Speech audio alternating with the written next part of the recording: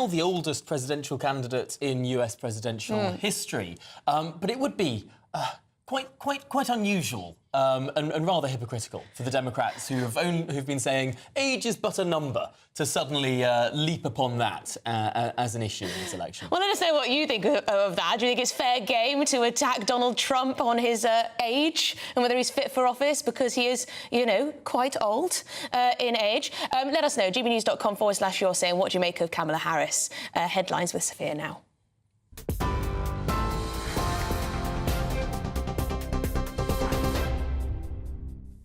Emily, thank you. Good afternoon. I'm Sophia Wensler from the GB newsroom. It's just gone 12 o'clock. Your top story this hour. Donations to the US Democratic Party have surged after President Joe Biden announced he's standing down from the US presidential race. The Prime Minister has praised Mr Biden for making a decision based on what he believed to be in the best interest of the American people.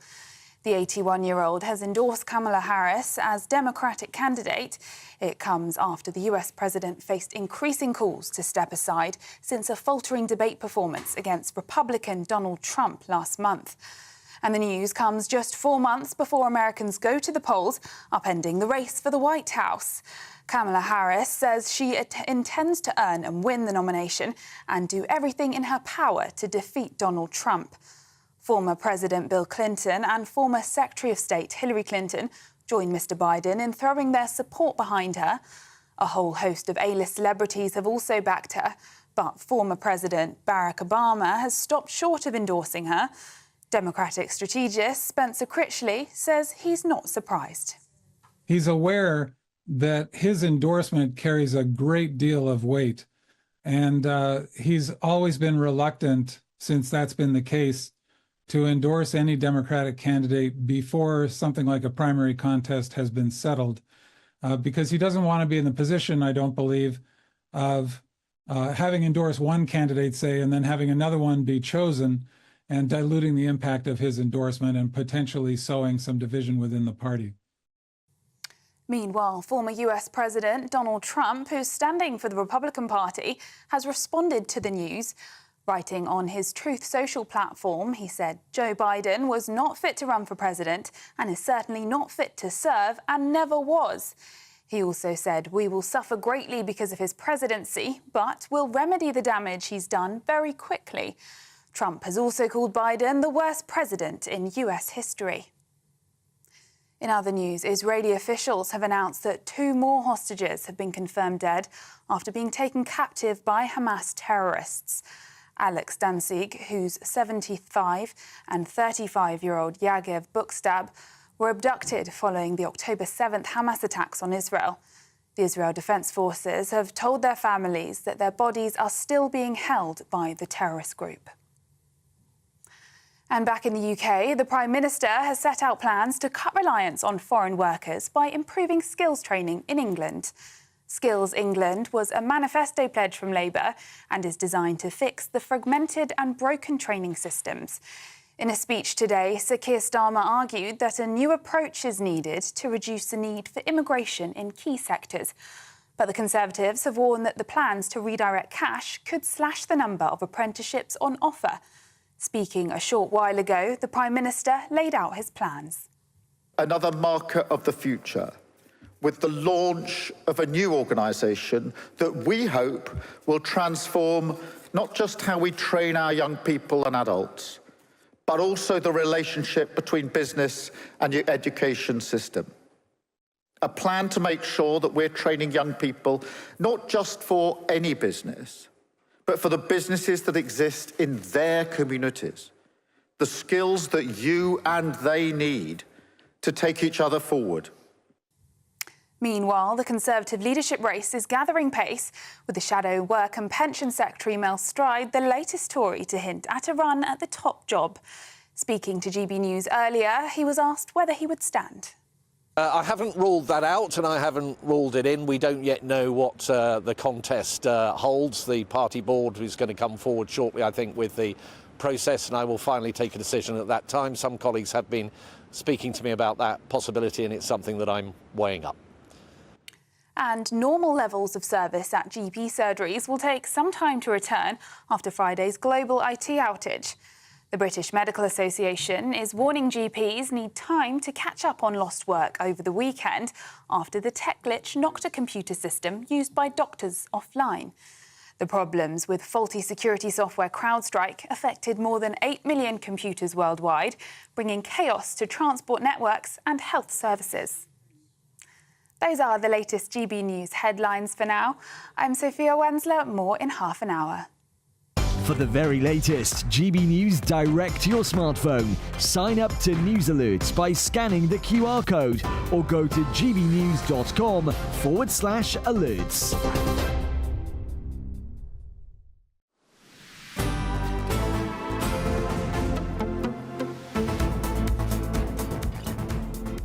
Good afternoon, Britain. It's 8 minutes past 12. Now, after weeks of pressure, Joe Biden has seemingly bowed to the inevitable and withdrawn from the US presidential race, saying in a statement yesterday that it was in the best interest of his party and his country.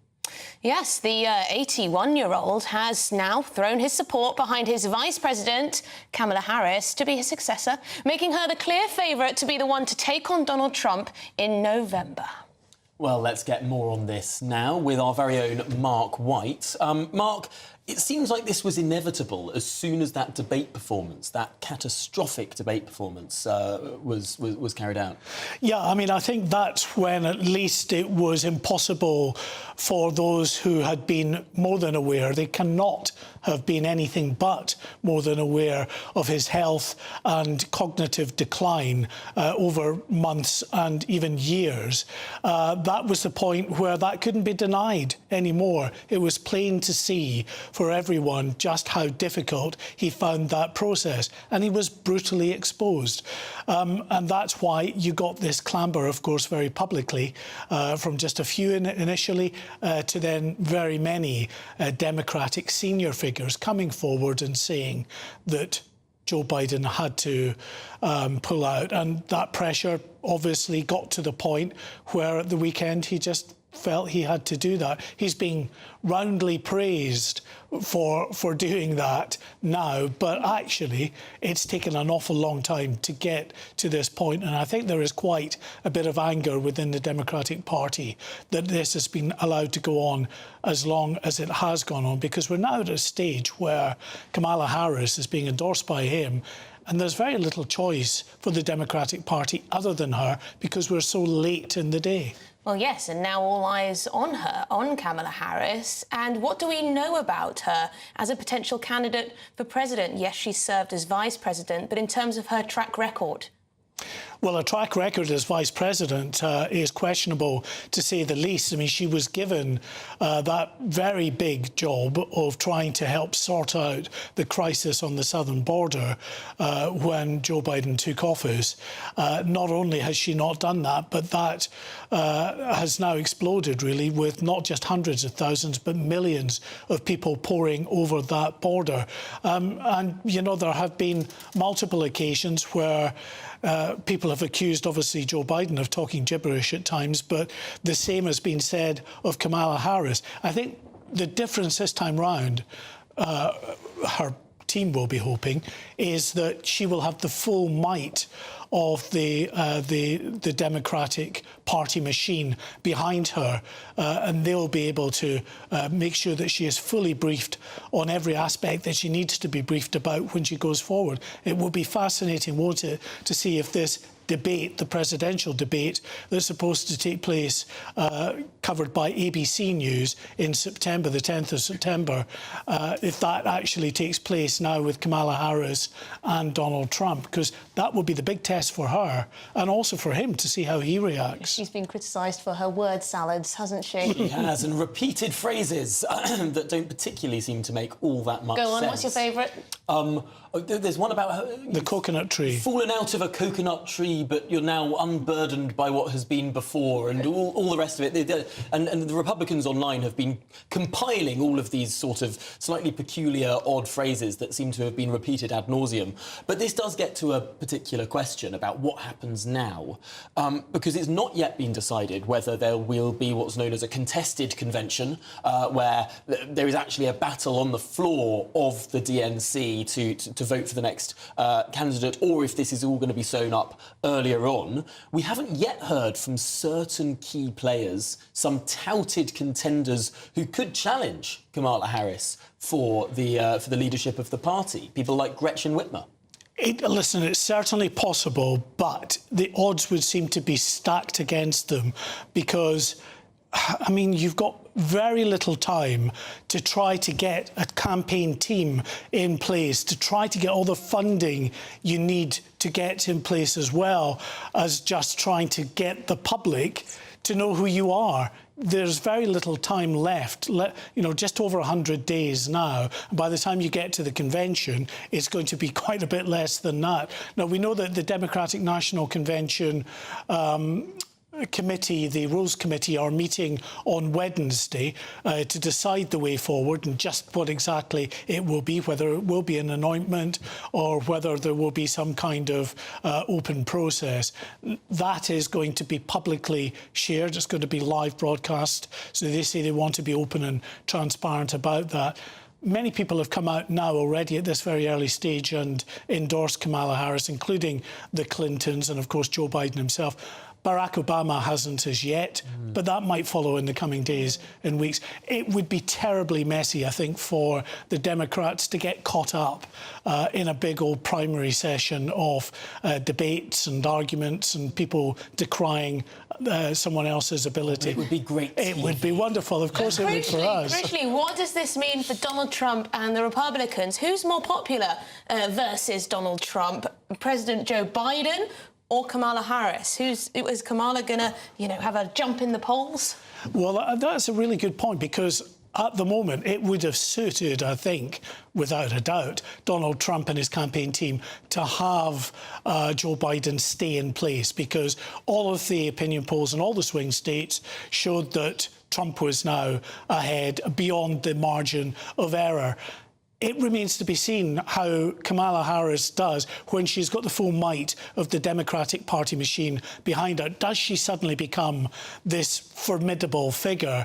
And that will be, of course, demonstrated in that debate if it goes ahead, but also in all of the other sort of campaign events that she attends, hopefully being a bit better briefed than she has been in the past. And the money is reportedly flooding in. So where they $50 million in 24 hours. That's quite incredible, isn't it? Mark White, thank you very much indeed. The amount of money in American politics is quite incredible. Or perhaps the amount of money in British politics is just pitiful. Let's get more now with the former advisor to the Clinton and Bush administrations, Steve Gill. Because, Steve, this is a big moment, of course. We haven't seen anything like this. Well, we haven't seen an incumbent president voluntarily step down since Lyndon Johnson.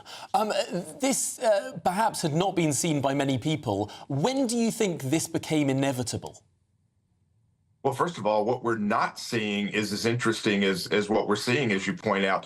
Yeah, this resignation as the party nominee was issued on non-presidential letterhead, a signature that looks strangely unlike Joe Biden's normal signature. We have not seen or heard from Joe Biden, and even his own brother is making these kind of ominous statements about how much time Joe has left. There are rumors running rampant that Joe may already be dead, and that this whole coup has been to cover up the fact that they're operating some sort of a shadow game. So I think the fact that we have not even seen a photograph of Joe signing this historic letter is very odd, because, man, they document everything at the White House. That does seem a little far-fetched, Steve. Does. We're not exactly in weekend at Biden's territory at the moment. Yeah, again, it's just the bizarre aspects of this whole situation get more bizarre with every passing day. Again, I worked in two administrations. Everything the president does is documented. Why haven't we seen a picture of him signing this historic letter? Well, Steve, what do you make of Donald Trump's claim that Biden was lying about COVID, never had coronavirus? I don't know about that. We saw that when he was, going up the steps of Air Force One very gingerly, very, incapable, and then coming down. This is the real crisis here is that Kamala Harris is known for a long time, as have the inner circle, that Joe Biden wasn't competent to run, is not competent to be president. And again, while it's, I guess, interesting that he's withdrawn as the political nominee for the Democrats, why is he still in the White House? If he's incapable of running, why do we think he's capable of serving? That becomes the big question, I suppose, but also the counterfactual. Had they not had that one debate performance, had the world not seen Joe Biden unfiltered, unscripted, as he was in that debate, it could be very well the case that the cover-up continued, that Joe Biden would go on through to the election. Well, then we've been being told that these instances of him stumbling and bumbling and the word salads from him, not just Kamala, were deep fakes. Even after that debate, they were trotting out Democrat leaders saying, oh, he's fine behind the scenes. We just never saw him in front of the scenes, showing the clarity that they claim was taking place behind the scenes. And I think that is going to continue to be an issue of how much has Kamala Harris seen and covered up. She has lunch with him every week. She's with him constantly. How has she covered things up for the last 5, 6, 7 months? And you're right, that debate clarified how bad it was, and then it's continued to get worse since then, where his speeches, where his press conferences have shown that it wasn't just one bad night. Well, there is a very real possibility that Kamala Harris could be the next president of the United States. I mean, how does Donald Trump go about dealing with her instead of Joe Biden? In some ways, Joe Biden was a gift to Donald Trump. Will Kamala present more difficulties for him? Well, I think the first thing we've seen from Donald Trump is pointing out that the main thing she was given to do as vice president was to secure the border, solve the illegal immigration crisis. And as Mark pointed out, it's been an abysmal disaster. Tens of millions of illegals have continued to flood across the border. She's done nothing. That failure is the one thing she was given to do as vice president. And there's nothing in her track record that indicates she's got the strength, the ability to stand toe-to-toe with foreign leaders like Kim Jong-un, President Putin. So, Steve, do you think this will be an immigration election then if Kamala gets the nominee? I think to a large part because immigration covers a lot of issues. It covers national security, terrorists coming across the board, the costs that it's putting on our hospitals and our schools. It is not just an immigration issue. It covers a lot of other issues as well. And yet, by most international standards, the American economy is doing a lot better than economies in Europe. You've actually had some growth in the United States of America, whereas Germany, France, Britain, Italy have been sclerotic over the last few years. Is it not the case that there is potentially more competitiveness in this election than first meets the eye? After all, a lot of countries around the world would kill for the economic growth record of the United States over the last 4 years. Yeah, I think the key, though, is where we were and where we are. And the Biden administration keeps telling us that things are great. They're better than we thought, while gas prices are twice what they were when he took office, while the cost of milk and bread and other basics that people are paying for in the grocery store are significantly higher than where they were. And yet the administration tells us, oh, it's all fine. Yes, inflation has come down from its high point, but it's still nearly double what Joe Biden inherited. Well, thank you very much indeed for your time. Steve Gill, former advisor to the Clinton and Bush administrations. Really great to have you on. Thank you. Yeah, thank you, guys. I've been remembering back to a quote from the second president of the United States, John Adams, the first vice president ever of the United States, who described the office of vice president as the most insignificant office ever conceived by man. Because you've got no power. Yeah. You can do nothing. You're just sitting there. Well, she did get given that big job, right, to sort out what's going on the southern border. But with no levers with which she could do it. Well, I mean, she put her weight behind various bills. And yeah, she can talk to people on Congress, but, I mean, anyone can talk to There was loads of criticism at the time that she didn't visit the southern border for yonks. But there you go. What do you make of it all? What do you make of Kamala Harris as a potential, well, president? I guess we could go as far as to say that, if there's no one else puts their hat in the ring. No, I mean, it doesn't look like Gavin Newsom, the Californian governor, is going to get involved. Gretchen Whitmer, probably not. People are talking about maybe Pete Buttigieg, the Transport Secretary. Maybe he's going to be a vice presidential candidate for Kamala. I mean, who will she pick as her number 2? That's a big question too. Yeah, I mean, and of course, this is very important for us here in Britain as well. But coming up, speaking of domestic matters, Sir Keir Starmer, he's facing a bit of a backbench rebellion all over scrapping this 2-child benefit cap. Education Secretary Bridget Phillipson says it would be considered, but it would be very expensive. This could become quite a big rebellion, a headache anyway for Keir Starmer. We'll have more on this after this short break.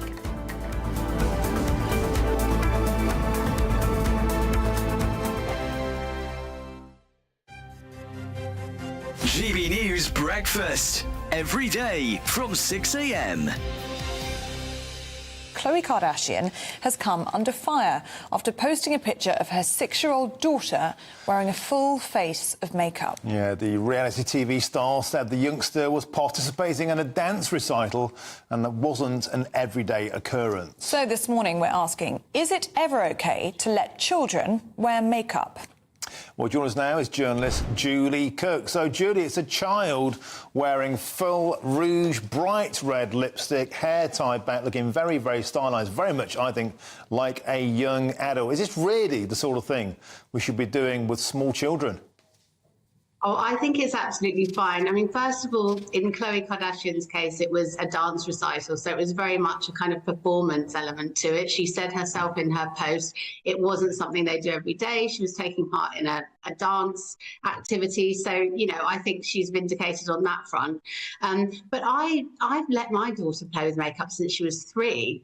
When she was 3, she showed a distinct interest in my makeup palettes, going through my stuff. She's 10 now, and while I don't let her wear a full face like a drag queen, I do let her wear, you know, a bit of mascara on a weekend if she wants to. I don't see any harm in it. Clearly, if you're a child of a Kardashian who's paid millions of dollars to endorse cosmetics, you know, that's part of the fabric of their family. My concern, though, Julie, is putting those pictures on social media where people can see them. We live in an age now where, you know, wrong-uns are scouring the internet all the time. A lot of girls do enjoy putting makeup on. It's almost like a self-expression thing. It's like painting on a canvas. They're just trying to be a bit artistic. I don't think it's necessarily as sort of sinister as we're making out. And I think as long as you're not posting pictures everywhere or putting them at risk of harm, I don't see any danger. The People's Channel. If you want your news to be straight talking, this is a nightmare for the Conservatives. Again, down to earth. It's not just Nottingham where this is happening, is it? And most importantly, honest. Hard-working, middle-class taxpayers, they'll get their book thrown at them. Then catch me, Martin Daubney, Monday to Friday, 3 till 6 p.m. on GB News, Britain's news channel.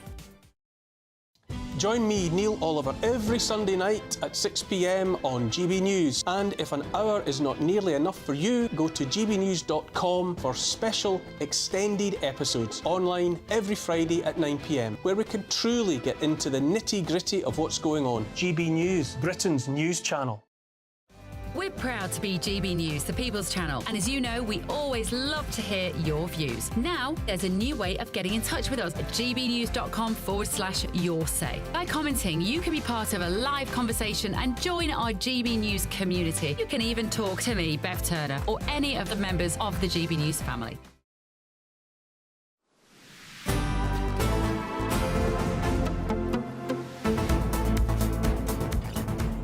Good afternoon, Britain. It's 25 minutes past 12.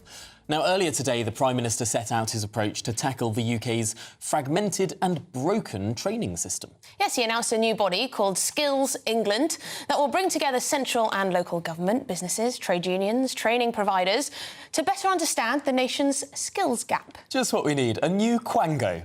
Well, this new body will also work with the Migration Advisory Committee to curb reliance on foreign workers. Let's have a little listen to what the Prime Minister had to say earlier.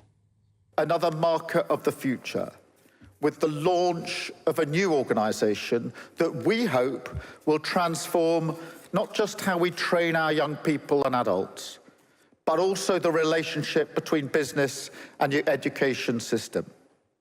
A plan to make sure that we're training young people not just for any business, but for the businesses that exist in their communities, the skills that you and they need to take each other forward. Right, well, those are the words of the Prime Minister. But let's now speak with GB News political correspondent Catherine Forster on this. Catherine, so what's different about this new, as Tom says, quango?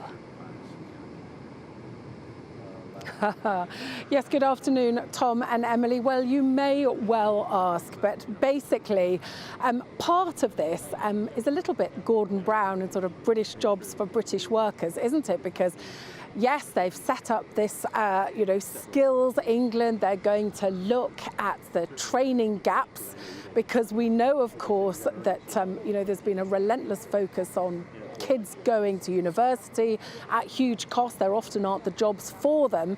Meanwhile, we're importing a lot of labour to fill skills gaps from overseas. So they're going to work with the Migration Advisory Committee, and they're talking about reducing reliance on foreign workers by plugging the gaps, by training people up here. Of course, we have heard all of this before, and the thinking is that that will drive growth, drive productivity, which of course has been pretty terrible in the UK since the financial crisis, and drive wealth. But none of this is going to happen anytime soon. And in terms of bringing migration down too, it was suggested that part of that also is pay in the social care sector, for instance, where frankly you can earn more money going to work at your local supermarket than working in social care. Now, that sector in particular sounds like it's going to have probably big increases to encourage homegrown people to work in it. But none of this is easy. None of this is going to be a quick fix, as the Prime Minister has admitted. And meanwhile, we've got all these people getting degrees that aren't necessarily worth the money they're spending, and the university sector itself also in crisis.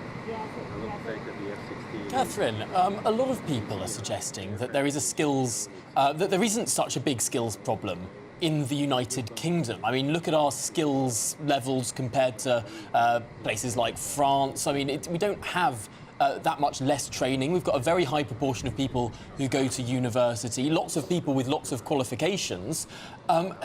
Is it really fair to say that there's some sort of skills gap that is the cause of all of our problems? Or perhaps do our economic woes lie beyond just giving more people more qualifications?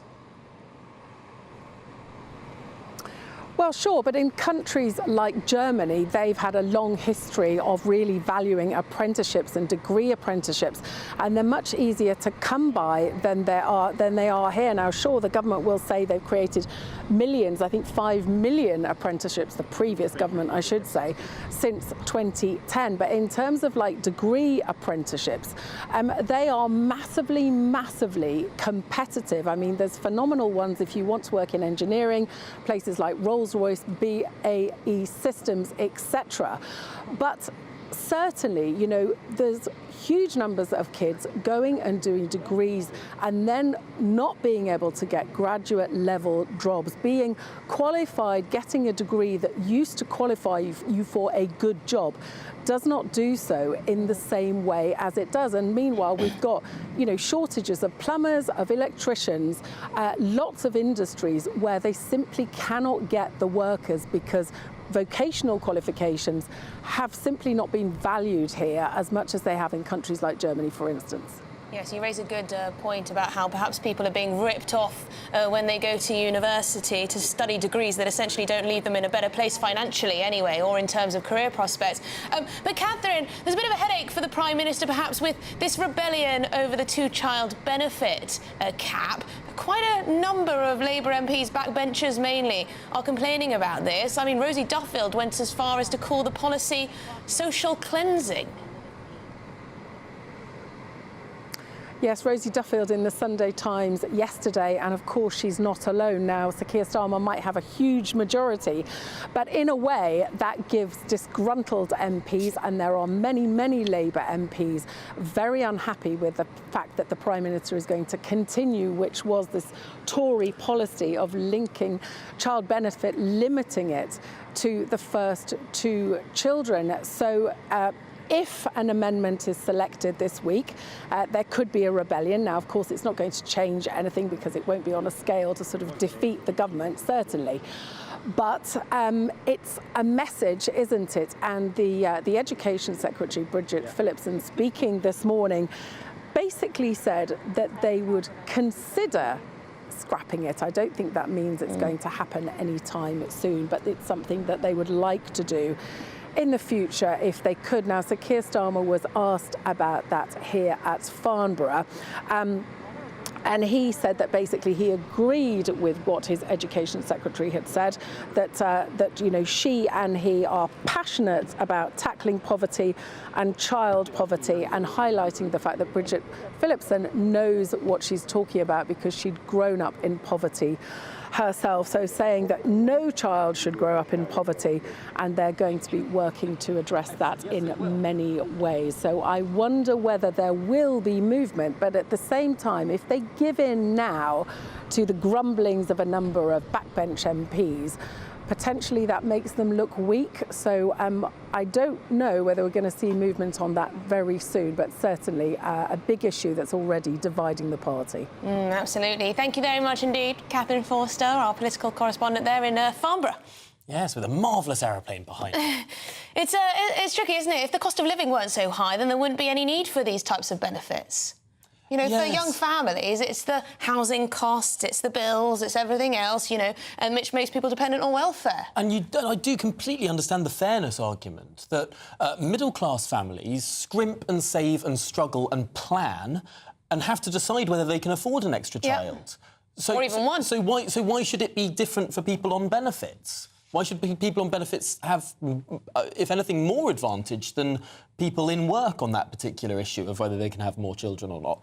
I mean, there are strong arguments clearly on both sides. Yeah, I'm interested to know what you think. Do you think we should scrap the child benefit cap? I mean, Nigel Farage's party came out in favour of scrapping it. What do you make of it? Anyway, coming up, Strictly Come Drama. BBC Director General Tim Davies to face questions this afternoon as that scandal rumbles on at the BBC. That's after your headlines with Sophia.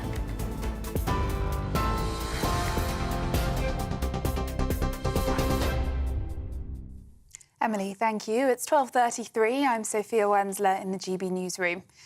Donations to the US Democratic Party have surged after President Joe Biden announced he's standing down from the US presidential race. The 81-year-old has endorsed Kamala Harris as Democrat candidate. It comes after the US president faced increasing calls to step aside since a faltering debate performance against Republican Donald Trump last month. Kamala Harris says she intends to earn and win the nomination and do everything in her power to defeat Donald Trump. Former President Bill Clinton and former Secretary of State Hillary Clinton joined Mr. Biden in throwing their support behind her, but former President Barack Obama has stopped short of endorsing Kamala Harris. In other news, Israeli officials have announced that 2 more hostages have been confirmed dead after being taken captive by the Hamas terrorist group. Alex Danzig, who's 75, and 35-year-old Yagev Bukstab were abducted following the October 7th Hamas attacks on Israel. The Israel Defense Forces have told their families that their bodies are still being held by the terrorist group in Gaza. The Prime Minister has set out plans to cut reliance on foreign workers by improving skills training in England. Skills England was a manifesto pledge from Labour and is designed to fix the fragmented and broken training systems. In a speech today, Sir Keir Starmer argued that a new approach is needed to reduce the need for immigration in key sectors. But the Conservatives have warned that the plans to redirect cash could slash the number of apprenticeships on offer. And a 15-year-old boy has died after being shot in a park in West London.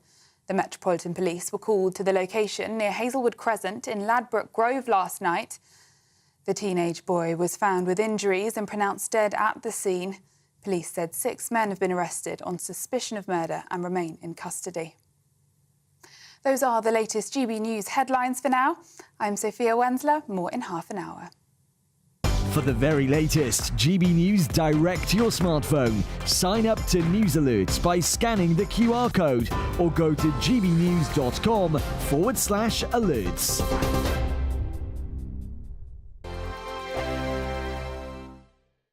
Hello, very good day to you. Here's your latest GB News weather update coming to you from the Met Office.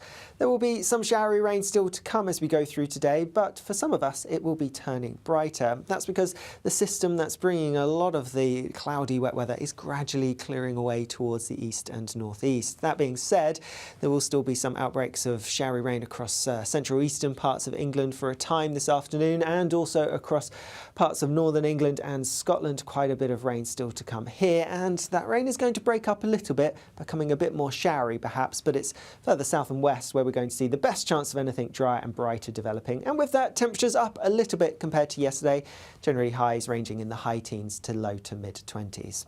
As we go into this evening, and still some showery rain across parts of Scotland in particular, some hefty showers are quite likely, could even be some rumbles of thunder too, but also some bright or sunny spells possible. Also some heavy showers across parts of Northern Ireland and northern England too. I think further south across more central southern parts of England and Wales it is going to be a drier picture, a few showery bursts perhaps, but also some breaks in the cloud leading to a bit of late sunshine. However, across Cornwall there will be a bit more persistent rain starting to push its way in, and as we go overnight we are going to see more wet weather feeding its way eastwards across parts of England and Wales. Further east, holding on to something a little bit drier and some clear skies here, and also across parts of Scotland, Northern Ireland, most of the showers easing overnight and also some clear spells. But temperatures not dropping a huge amount. It is going to be another relatively warm night for most of us.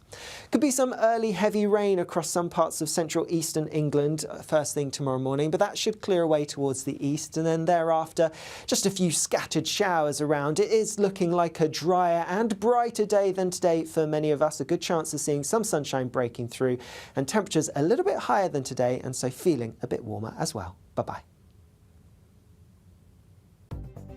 The latest GB News travel. On the southbound side of the M1, the exit slip road to the M62 is partially blocked eastbound to emergency repairs at Lofthouse Junction 29. The southbound side of the M42 has long delays due to a broken down vehicle and fuel spillage. There's still a lane blocked at Junction 10 for Tamworth, delays to Birdnut Junction 11. Northbound on the M11, a lane closure and slow traffic to a broken down vehicle from Bishop's Stortford at 8 through to Junction 9. The northbound side of the M1 has cleared, however, an earlier broken down vehicle removed from Dunstable South and Luton at 11. Previous delays were to Junction 9, but that's now cleared. But slow for the southbound side of the M23 to a broken down vehicle 8 to Gatwick Airport at Junction 9. There is a lane closure in place. And that's your very latest travel news. You can stay up to date throughout the day by visiting our website gbnews.com.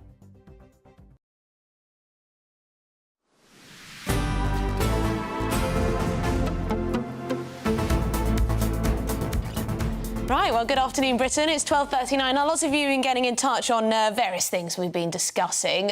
Paul says, if Kamala Harris, were to attack Donald Trump with regards to his age, surely the riposte would be, well, you were prepared to serve under someone 3 years older and you didn't have a problem with that, Kamala. Yes, I imagine that would be the riposte. And James says the tragedy of American politics is it's all about who has the biggest budget. Yeah. Although there's an argument to say that is democratic. I mean, look at the United Kingdom election that just happened. Which party raised the most money? The most popular party. I mean, the Labour Party outraised the Tories by a huge degree. I mean, it tends to be that sort of the money is attracted to the party that is the most that has the most momentum. Yes, I feel like in this country, very much so, that you put your money behind who you think's going to win. Although Trump spent less than Clinton in 2016 and won. There are many examples of people spending less money and actually winning. I'm not saying they get it right, but they were probably thinking that one side would win. I mean, in British politics anyway. But Grumpy Grandad agrees. He says, I reckon they go with Kamala. She's the only one who can access Biden's election donations, so I think they'll have to go with her. Yes, that's very true. They can easily just sort of shift all of the money over to her because she's on that team. And Jenny Phibbs Lynn says, those unsure due to Biden's failing health will now firmly give their vote to Harris, and Trump will have a fight on his hands. Come November, he'll be calling for a recount again. OK. Now, a lot of you have been getting in touch about the two-child limit as well. That expected rebellion today in Parliament from disquiet backbench Labour MPs. S I've just got a letter S, has written in, personally, I've never agreed with child benefits. I think it gives reliance to some who may choose to live on benefits. People need to be responsible for looking after the children they decide to have without financial help from the state. So you don't agree with Rosie Duffield MP, then, who claimed that keeping this limit on just 2 children getting child benefit was akin to social cleansing. You're very much of the opposite view. Graham says, Starmer sets up a new quango, and in his words, we hope it will do what we want. Doesn't inspire much confidence, does it? I think you're referring to this new Skills England. I mean, it's a good thing. We need more skills. Of course, it's a good thing if people have skills and they're able to, you know, get good jobs and able to fill gaps in the labour market. But I do think too many people are going to university. I was reading a really interesting piece this morning, rereading, that was saying, actually, look at the qualifications in this country, not far behind countries in Europe. Yeah, but if they're useless qualifications... Look at the productivity, very far behind many comparative countries. The argument was, it wasn't that we don't have the right skills, it's that people can't live where they're most productive. Yeah. Because we don't have the right number of homes, we don't have the right transport, so people are stuck with all these qualifications in the wrong places and they can't move around. I think that's a lot of it, but there are a lot of people who don't have any qualifications, or have useless ones as well, that could perhaps, you know, get on if they had a bit more help. But anyway, the Strictly Come Dancing crisis continues with Director General of the BBC, Tim Davies, set to be dragged in during a media Q&A as the corporation's annual report comes out. So he's going to face some tough questions, probably. Well, one of the pro dancers was axed from the upcoming series over reports that he verbally and physically abused his celebrity partner, Zara McDermott, during last year's show. It came after another dancer was suspended from the show over claims of off-camera misconduct. Yes, so let's get more with entertainment reporter Hayley Palmer, who joins us now. Hayley, it's going to be quite tricky, isn't it, for Tim Davies if he is asked questions on this? Yeah, I mean, absolutely. Even today, Emily, 2 new cases have come forward. You've got Will Bailey, who has said that Jeanette, his pro partner, had made him redo his jump because she had said it was rubbish. He attempted to do it again, and he said he is still suffering from the injury that he got from doing that. And he has come forward today and said that. And also Steve Backshall, who's an explorer and presenter, he has literally just come out, I think it's in the last hour, I just read that he has made a complaint. He actually made the complaint, in 2014, and said that his professional partner, Ola, had bullied him and had made him feel worthless. And they actually got a chaperone, which we didn't know as the public. It's all just coming out now. Wow. So I mean, Hayley, how many people is this now that have been accused of bad behaviour? Well, you've got Giovanni Graziano, Anton de Beck. Something came out which was from absolutely years ago. And to be honest, the ones that have come out from absolutely years ago, I kind of think, really, like 20 years later, I don't get why it's coming out now. I think it's just... It's a bit of a Me Too moment, though, isn't it? Once one person says, then, you know, more add their names, don't they? Yeah, absolutely. It's a domino effect. But I think, well, what next? I mean, for me, Strictly is not even the most dangerous programme. You've got Dancing on Ice, you've got people doing the headbanger, and then that programme called The Jump. Do you remember that programme? People were breaking their arms and legs every week on that show. I mean, it just wouldn't be able to happen anymore. But, Hayley, isn't this sort of what professional acrobatics, dancing, sport is all about? They are high-pressure environments. People will inevitably shout at other people. Now, there are some clear examples where perhaps this goes too far, but I wonder if dragging everything in, anyone who's ever been rude to anyone in a rehearsal hall, we won't have any single sort of public-facing industry left. Yeah, this could go on for weeks, for months, because everyone could come forward and say, well, this happened to me. But you're right, as a professional in any sport, you have to have an athlete mindset and you have to work incredibly hard. I mean, I used to be a dancer, and I remember going to ballet and having to go to bed with my pointe shoes on, and my feet would be bleeding in the morning. And I would just be like, oh, is that normal? They're like, yeah, if you want to be good, this is what you've got to do. And I just thought that was normal. But I mean, some people would call that, you know, child abuse now these days. But that's just how it is for a lot of people in these tough industries. But Hayley, just lastly, do you think Strictly's had its day? Do you think it will still command the same audiences? Do you think it will carry on? I mean, I think it's such a shame. It's such a shame. It's meant to be a good family entertainment show, and now it just feels like it's very dark at the moment, unfortunately. Well, thank you very much indeed, Hayley Palmer, entertainment reporter.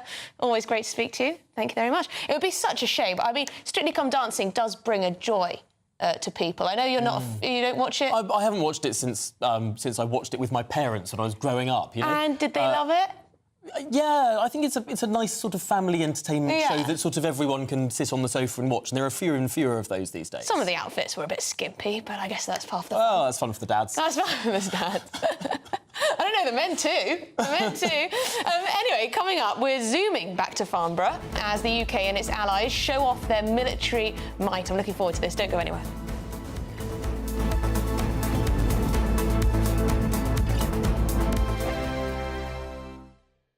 This is GB News, Britain's news channel. I'm joined now by Stefan Kyriasis to give us the latest on everything theatre. So, yeah, we're going in first with Starlight Express, which is back. It's not in the West End. It's out at Wembley at the Troubadour Theatre, which is a big, almost kind of warehouse space, which suits because, as you know, have you seen the show? Starlight Express was my first ever musical. I must have been about 7 or 8 years old. I only saw it once, but I remember it being magical. Well, this one, it's 1984 it started, and it's still running in Bochum in Germany in a huge arena. So basically what we've got, they've slightly tweaked it, and it's a little boy or little girl, depending on the cast, going to bed, obsessed with toy trains and dreaming of trains. Everybody is dressed up. To me, it looks like a cross between Tron and Priscilla, Queen of the Desert. I don't really think any of them look remotely like a train, but hey, the songs are Andrew Lloyd Webber. It's pop mixed with kind of cod 1950s rock and roll, some power ballads. The lyrics are politely like something out of an old speak and spell machine or something, you know. He's a steam train, they're out of date, he's being bullied by the diesel and the electric, and he falls for this carriage, the first-class carriage, new girl Pearl, and he wants to impress her, so he enters a race, and that's pretty much it. And when the races happen, all these barriers come up around where we're sitting, the lights are flashing, the music's thumping. It's utterly ridiculous, and I felt like a kind of teenager that was huffing sherbet dib-dabs off a giant block of sugar. It's so much fun, and the really crucial thing about it all is that somehow, in the middle of all of that, I just felt myself getting into the story. And when Pearl and Rusty have their little duet, I was very moved, and there's this big starlight sequence, which is the inspiration, the magical starlight that he's seeking. It's beautiful. GB News, the People's Channel. Hi there, I'm Michelle Dewberry, and I'm going to take a second to tell you all about my show, Dubes & Co. We start off with the issues of the day. We then bring in both sides of the arguments. We get rid of the disrespect. And then you throw me into the mix. And trust me, I'll tell it exactly how it is. And then, of course, the magic ingredient, you at home. We mix it all together, and what have we got? In my opinion, the best debate show in town. Monday to Friday, 6 till 7 on GB News, Britain's news channel.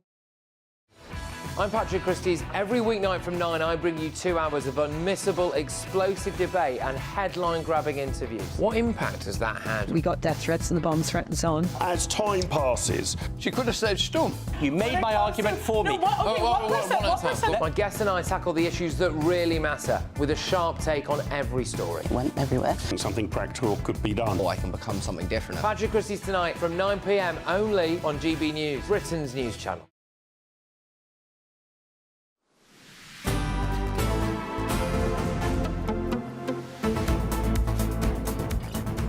Good afternoon, Britain. It is 10 to 1, and the Farnborough International Airshow has started today, the biennial International Aerospace Exhibition in Farnborough.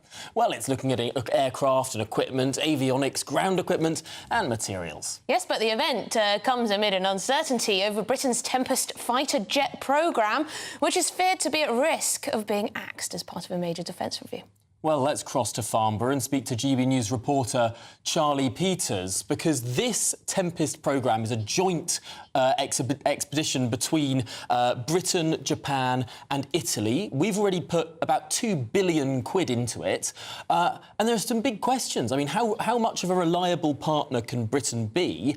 if the new government pulls the plug on this highly sophisticated jet preparation when it's actually an international collaboration between 3 countries. I mean, Charlie, is that a possibility? I think we will have to talk to him in a moment, because this is another issue that's being looked at today at Farnborough. We're looking at a vertical takeoff and landing vehicle. There's an electronic company that Rolls-Royce have pulled out of there, so perhaps some disruption. Charlie Peters can join us now. Charlie, let's start with this Tempest fighter jet issue. Is it really the case that Britain could pull out at this late stage? Well, we haven't had serious confirmation from the government that it will push ahead with the Global Combat Air Programme, this $12 billion deal with both the Italians and the Japanese to run this next generation of fighter jets. Well, at the moment, the UK is committed to replacing its current Eurofighter Typhoon arsenal with some of the Lockheed Martin F-35s. They've actually just sold their 1,000th of that airframe around the world just recently. But the conversation continues to swirl around this Tempest programme. Luke Pollard, the Armed Forces Minister, last week couldn't deny speculation about it. And today, earlier today, here in Farnborough, the Prime Minister, Keir Starmer, was not conclusive when asked about the programme. Let's have a listen to what he said. It's an important programme, and I know that people in the room will want to hear me say that. It's a programme on which we're making significant progress, in my view, and the Defence Secretary is holding a ministerial level meeting, I think next week, in relation to this, because of the significant benefits here in this country. So that's my attitude to it. There is, of course, a review going on, but it's important for me to put on record just how important a programme this is. Well, here at Farnborough, this is a military-centric air show. For the first time since the fall of the Berlin Wall, the military really is the focus of this event. The civilian airlines are taking a back seat. Boeing has not even sent a civilian airliner. Instead, it sent 2 F-15 fighter jets, one of them in so-called dirty condition. It's armed. It's on the ground, but some of its fighter jets have been speaking to journalists just behind me earlier today. I spoke to 2 pilots, one called Shredder and the other called Smooth, in typical Top Gun fashion. Those were their names on their chests. This is all part of a recent attempt by Britain and its allies to demonstrate Western air power as those flashpoints continue to rise in Eastern Europe, in the South China Sea, and also in the Middle East. Those concerns about NATO and its allies' capability to dominate the airspace is at the forefront of those here and Farnborough. OK, well, thank you very much indeed, Charlie Peters, our GBNews national reporter there in Farnborough. Focus there on military equipment, but I wonder if there's another reason Boeing hasn't sent any consumer-facing equipment this year. Company's had a bit of a PR nightmare over that. It has, actually, yes.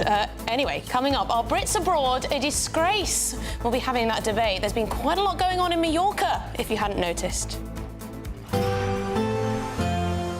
A brighter outlook with Box Solar, sponsors of weather on GB News. Hello, very good day to you. Here's your latest GB News weather update coming to you from the Met Office.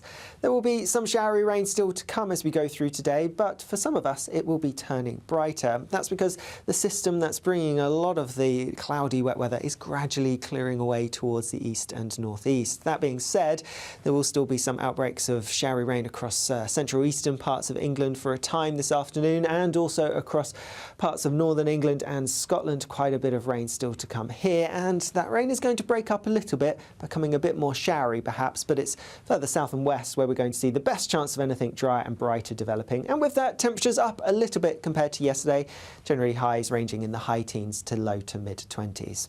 As we go into this evening, and still some showery rain across parts of Scotland in particular, some hefty showers are quite likely, could even be some rumbles of thunder too, but also some bright or sunny spells possible.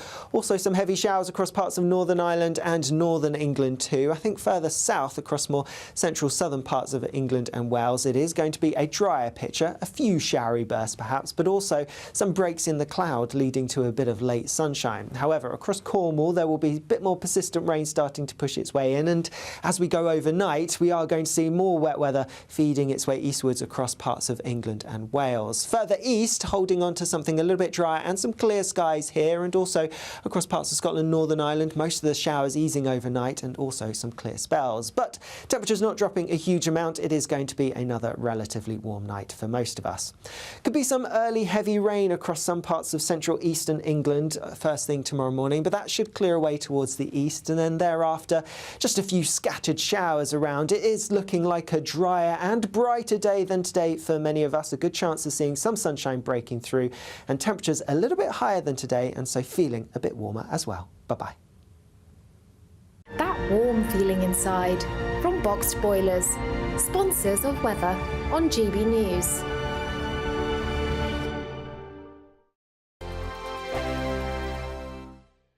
Don't miss your chance to win our Super Summer Giveaway. With your chance to win £30,000 cash, our biggest cash prize to date, which means you get to spend every single penny however you like. What plans would you make with an extra £30,000 cash in your bank account? Take your family on the ultimate holiday, buy that treat that's always seemed out of reach, or just put it in the bank for a later date. However you'd spend it, make sure you don't miss out. For another chance to win £30,000 in tax-free cash, text CASH to 63232. Text costs £2 plus one standard network rate message. You can enter online at gbnews.com/win. Entries cost £2, or post your name and number to GB07 PO Box 8690 Derby DE1 9TT.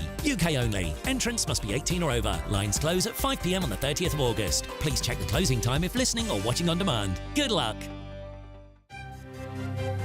GB News Breakfast. Every day from 6 a.m. Meghan Markle has reportedly finished filming her new show for Netflix. It aims to celebrate the joys of cooking, gardening, entertaining and friendship. Yeah, this comes after Prince Harry's Netflix documentary, The Heart of Invictus, failed to hit the right note with viewers missing out on the top 10 in the streaming charts. So, will this next venture be a success? Well, joining us now is royal commentator Kinsey Schofield. I know I've talked to the both of you about Meghan Markle potentially running for president, so this feels like a bit of a dud to go from Meghan Markle running for president to Meghan Markle's Netflix series about friendship and cooking. So she's wrapped this recent show. They rented a home near hers in Montecito, so that as their cooking set. And they're saying that this is really make or break for Harry and Meghan when it comes to their Netflix contract. Do you think, Kinsey, it's fair to say that Meghan Markle has proved to be commercially a bit of a damp squib? Even in America, her native homeland, she's kind of Oprah without the audience when it comes to the cooking. Also, is she kind of, do you think... They saw her as the golden ticket, didn't they, to unlimited revenue, unlimited audiences, and it just hasn't happened. Look, I think Meghan is a beautiful woman, and I do think she's talented, but I think how you treat people is incredibly important. And not only was she rumored to have been cruel inside Kensington Palace with several bullying allegations, but here in the States, Archwell Productions, their audio section, their scripted section, they've gone through several employees. And I think it's a reflection on the way that people are treated there. And I think as a viewer, you might get that. You might feel that way. And maybe that is where the appeal has been lost. GB News, the People's Channel.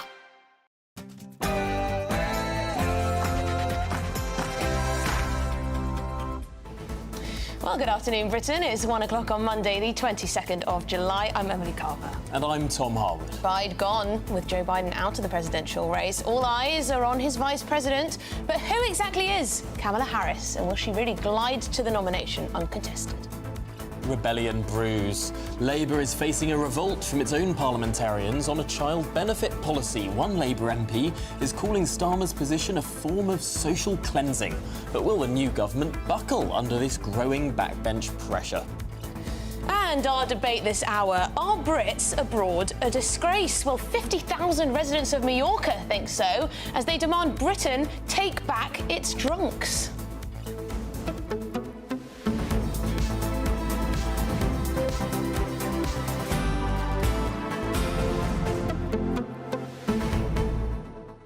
Yeah. I'm not putting up with this. OK, go on then. I think that people of all nationalities have a habit of disgracing themselves on holiday. I see enough tourists in London from every part of the country walking the wrong way on the escalators. Outrageous. Standing in the middle of the cycle lanes. Disgraceful. Outside Parliament. Hordes of people with backpacks just clogging up every street. Lots of people perhaps aren't on their most diplomatic behaviour when on holiday. So I'm not sure we should we should let the Brits be besmirched in this way. OK, so hang on. If you were off to Mallorca and you came across this protest, thousands of locals essentially saying you should leave and get out of here because you're disgusting and behave so badly and get horribly drunk and all that, how would you respond? Would you try and speak to them, or would you just walk away? I'd go, hola, me llamo Tom.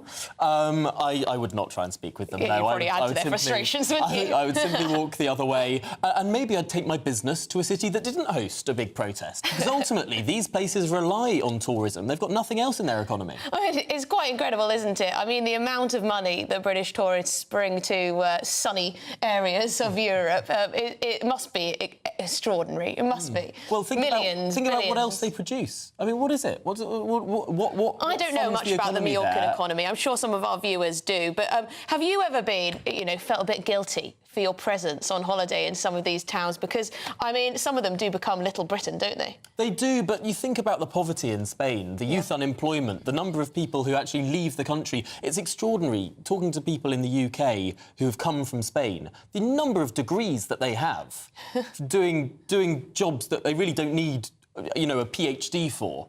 It is extraordinary. Like, the economy of Spain is not in a good place, and so, frankly, every tourist that goes there is a benefit for them. But let us know what you think. Do you think we deserve this reputation? Do we deserve these types of protests telling us to go home from Mallorca? Where was it the other day? It was somewhere else. Anyway, another... Barcelona, I think. Tenerife. Oh. Tenerife, it all kicked off as well. What do you make of it all? Are we a disgrace abroad, or is this all a bit naff? gbnews.com/your say. But let's get the headlines with Sophia.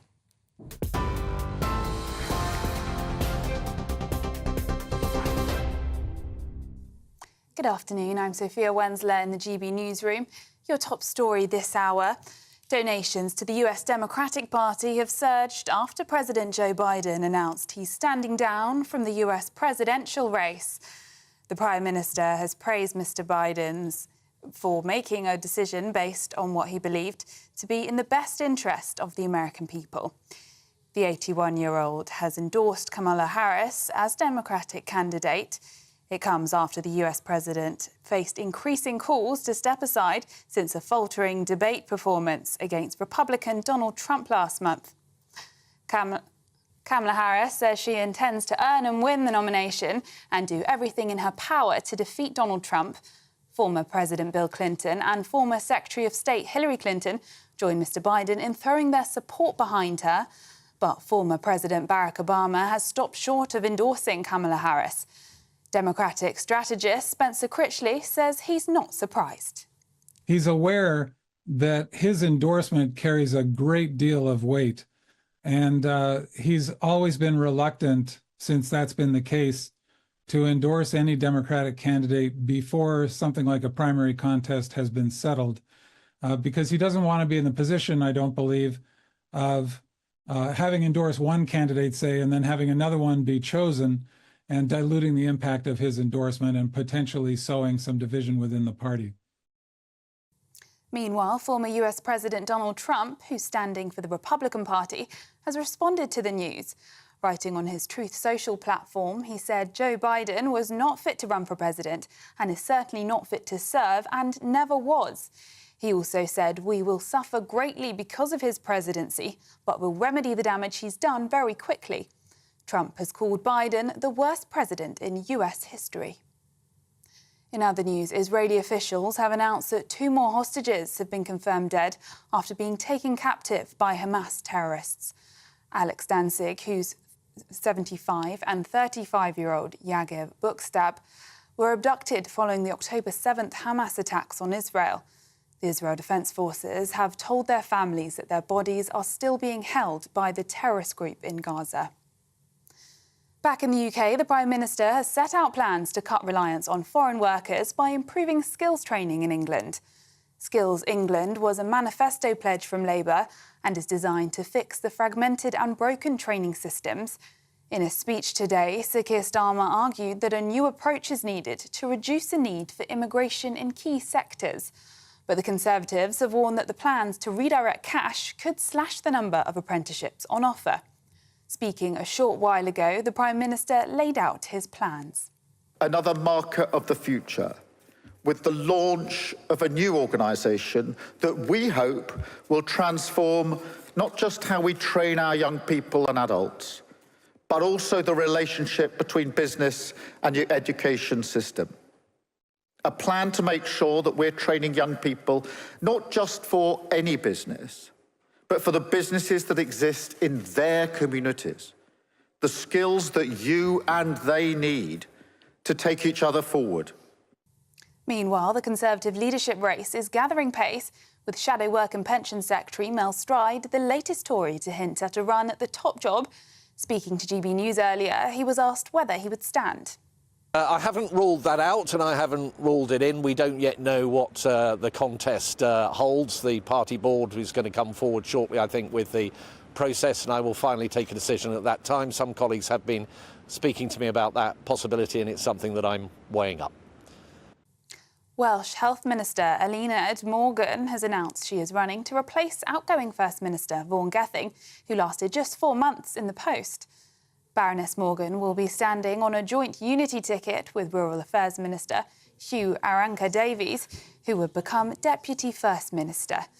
They have received a groundswell of support from across the Labour benches, including from Mr Gething's rival in the last leadership race, Jeremy Miles.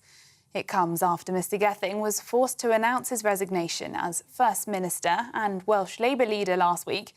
Welsh Secretary Joe Stevens welcomed the move.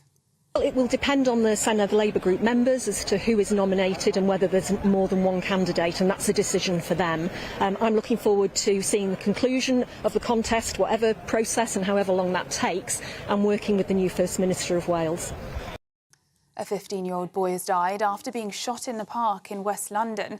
The Metropolitan Police were called to the location near Hazelwood Crescent in Ladbroke Grove last night. The teenage boy was found with injuries and pronounced dead at the scene. Police said 6 men have now been arrested on suspicion of murder and remain in custody. Those are the latest GB News headlines for now. I'm Sophia Wensler, more in half an hour. For the very latest GB News direct to your smartphone, sign up to News Alerts by scanning the QR code or go to gbnews.com/alerts.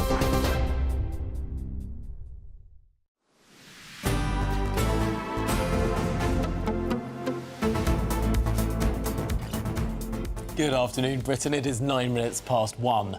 Now, after weeks of pressure, Joe Biden has bowed to the inevitable and withdrawn from the US presidential race, saying in a statement yesterday that it was in the best interests of his party and his country. Yes, the 81-year-old has now endorsed his Vice President, Kamala Harris, to be his successor, making her the clear favourite to be the one to take on Donald Trump in November. Well, joining us in the studio is our very own Mark White, because, Mark, it almost seemed like this was inevitable after that one terrible debate performance. Yes, that was the point where those that, according to critics of the way in which this has been handled, believe that they've been covering for Joe Biden's infirmness over recent months, couldn't deny it any longer. It was just apparent for everyone to see how much he was struggling in that debate. And really since then, obviously, the calls have just grown and grown to the point where obviously he could not resist it any longer, and he's made that decision at the weekend. It will be interesting to see where we are now in terms of the process. The Democratic National Convention Rules Committee will be meeting on Wednesday. They're going to allow this to be televised for full transparency. And so will it be an anointment of Joe Biden's favoured successor, his Vice President Kamala Harris, or will it be a more open primary? I know you would prefer, obviously, an open primary and all of the fun and shenanigans that would bring. But it may just be the best and most practical way forward for the party to allow a straight anointing of Kamala Harris, because basically we're at that stage now where there's going to be, there's just over 100 days at the moment to go until the November election, and not enough time really for anybody seriously to get a proper campaign team together, to get the funding and to launch an effective campaign that will ensure that they are well known to the American electorate. And she's got the backing already of many a key figure, hasn't she? And the money is starting to flood in. Well, yes, of course, Joe Biden himself, the Clintons, lots of other senior figures within the party are now endorsing her. President Obama, former President Obama, has not as yet endorsed her, but that could come in the coming days as well. So she looks... certainly the safe money would be on Kamala Harris, but who can tell? It's been so tumultuous these last few weeks, really since that debate where he was so brutally exposed. Well, I think the Obamas might be timing it, you know, for maximum influence. I don't know. I mean, they have been known to be quite a political family.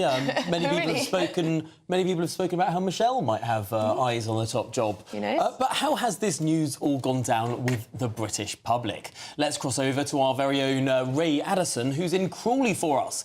And Ray, you've been talking to the great British public. What have they made of it? Well, a real range of opinions, as you would expect with something like this. A lot of people saying that he seemed like he was struggling recently. One man saying that the world will be a better place without him. Others saying he didn't seem like he was with it in that debate, and he was just simply too old and it was time for him to stand aside. Other people, though, saying that he was a force for good and his policies had made a big difference.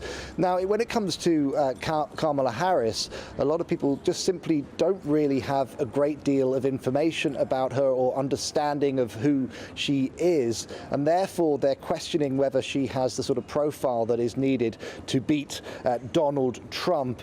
Now, a lot of people are telling me that their gut feeling is that whatever happens, whether it's Kamala Harris or somebody else, that Donald Trump will be successful in the election in November. Of course, as you guys have been discussing, this week is absolutely crucial for Kamala Harris. She needs to get that momentum now, that momentum of support, and she needs to get it quick and early to see off any potential challengers to her race. She's not had a bad start. We're understanding that she's raised just under $50 million since last night, since that endorsement from President Biden. And of course, that's come through putting in all those phone calls to the governors, Democratic governors, the representatives of the senators, and she's been getting a good amount of endorsements, as you've been discussing. What she really wants, though, is the former House Speaker Nancy Pelosi. She wants former President Barack Obama. She hasn't received either of those, and in fact Obama said he has extraordinary confidence that the leaders of our party will be able to create a process from which any outstanding nominee emerges. Now, that is certainly no endorsement, and it seems to indicate that he thinks there needs to be certainly several people running for this position and a system whereby they pick the best person for the job. Now, we're also hearing that President Biden delayed withdrawing his nomination because he was uncertain that Kamala Harris was capable of beating Donald Trump. And that certainly will be in the minds of people as that news comes out, whether she is the right person to move forward or not. And if you look at the polling, the most recent polling, if you look at the top 6 polls nationally in the United States, you've got Donald Trump on around 49% and Kamala Harris on only 47%. And so that will be very much in the minds of people right now when they're thinking who they should have as their presidential nominee. But people here in Crawley very, very interested, following this keenly. This is what they had to say. Right decision. He's been a great president, but he's too old. He's got to go. And I'm really excited at the chance. Could be first female black MP. MP, not MP, president, yeah. Yeah, Kamala Harris. What do you think about her? I don't know a huge amount about her, but hopefully she'll come into a bit more prominence now. She'll get a chance. And if someone's got to beat Trump. That was the problem. So I think it's the right thing to do, personally. Why? Yeah. He didn't seem like he was really with it, I'll be honest. Yeah. So he's endorsed Kamala Harris. Do you know much about her? What do you think of her? I don't know much about Kamala Harris, to be honest. I don't really follow too much about the US election. I just see a lot of like sound bites and news clips. I think it's a shame, really. I think he's probably a force for good. Why is he a force for good, then? I don't know, really. I just trust him. But maybe it means the Democrats have got a better chance of getting in, which is a good thing, I suppose. And what about Kamala Harris? He's endorsed Kamala Harris. Do you know much about her? I don't know much about her, but it'd be good to have a female president. Well, the Deputy Chief of Staff for Kamala Harris's campaign has said that their attack focus is going to be centred around Donald Trump's age. Of course, he is 78 years old. President Biden, however, at 81, has been stood by Kamala Harris throughout all of this concern over the last months and certainly years as well. And that might be seen as a bit of a contradiction, bit hypocritical perspective to take. Donald Trump's released an attack ad already saying that Kamala Harris has really been in charge all of this time and that the problems that the USA currently faces are down in part to her. And so that's the angle that they're going to be taking. They're going to be saying there's no difference between her or President Biden. Goodness me. Well, Ray Addison, thank you very much. Live from Crawley. Yes, and from Crawley to Cambridge, Massachusetts, we're now joined by the founding director of the UCL Centre on US Politics, Dr. Thomas Gift. Thank you very much indeed. I mean, of course, Kamala Harris won't be looking to Crawley to decide what she does next, but they do make a good point. She has nothing like the public profile of Donald Trump. No, it's great to be with you, Emily, and I completely agree with you. I think that Kamala Harris's public perception is fairly malleable at this point. I mean, we can look at public polling data and see that she was about running at the same level against Trump as Biden. But I think that she has an opportunity both in the debate, if there is a debate, and at the convention to really sort of redefine her image. The one thing to note about Kamala Harris is she ran for president in 2019, and she was the first Democrat to flame out of those primaries because she didn't have popular support. And for the most of the time during Biden's presidency, her approval numbers have been at least as bad as Biden's. Seems like we're having a bit of a problem with the audio connection between the United Kingdom and New England. But when we do get him back, we will continue to question Dr. Thomas Gift over this particular issue, because it is introducing Kamala to many people who might have heard of her vaguely, but not really know what she stands for. Dr. Thomas Gift returns to us now. I suppose Kamala Harris did run a brief campaign for the presidency. Of course, she dropped out before a single vote was cast. She hasn't really had that opportunity to introduce herself, and it's likely now there won't be a campaign this time round either.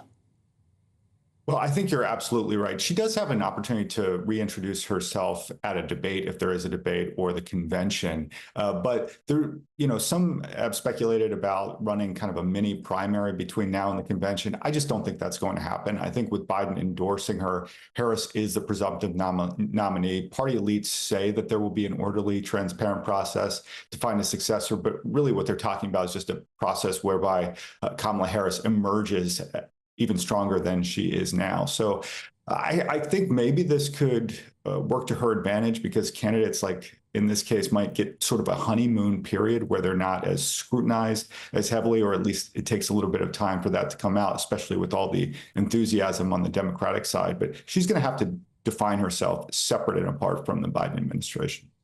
Yes, and how would she get on, do you suppose, in a presidential-style debate? She's had lots of criticism for having a bit of word salad here and there, and not always being the most coherent, sometimes repeating herself, the same catchphrases again and again and again. But do you think she could step up to the plate? Well, I think actually Trump is a very good debater. He's kind of underestimated to that extent. And I think that she's maybe going to have difficulty standing toe-to-toe with him. But at the very least, I think she's going to be better than Biden. I mean, he's sort of set the baseline here. And so as long as he outperforms that, Democrats are saying, well, that's a step in the right direction. Well, it'll be an absolutely fascinating few weeks to go until that Democratic National Convention. For now, Dr. Thomas Gift, really appreciate your time joining us here on Good Afternoon Britain. Yes, it'll be interesting to see how she gets on. This is, of course, if she's not contested. You never know. Someone else could come forward. I'm really hoping that we do get a contested convention. It's going to be really boring if it's just straight to Kamala Harris with no sort of campaign. It would be... I think it might be the only time, other than Gerald Ford, where someone becomes... the presidential candidate of a major ticket without having to have run a campaign for it. Well, she'll be running the campaign up to November, won't she? Yes, but we'll to be the candidate, basically no campaign. Yeah, well... And in that way, she might befall the problem that befell Theresa May, who became Prime Minister almost by default when Andrea Leadsom dropped out. She wasn't stress-tested on a campaign and fell to bits when there was that first campaign. Yes, and I do think the electorate, they don't often like someone who's there just by default, do they? Want it to have to try a bit. Anyway, don't go anywhere, because up next we're going to be debating whether Brits abroad are a disgrace as 50,000 Mallorcans take to the streets demanding Britain takes back its drunks. Lots of views coming in already. Stay tuned.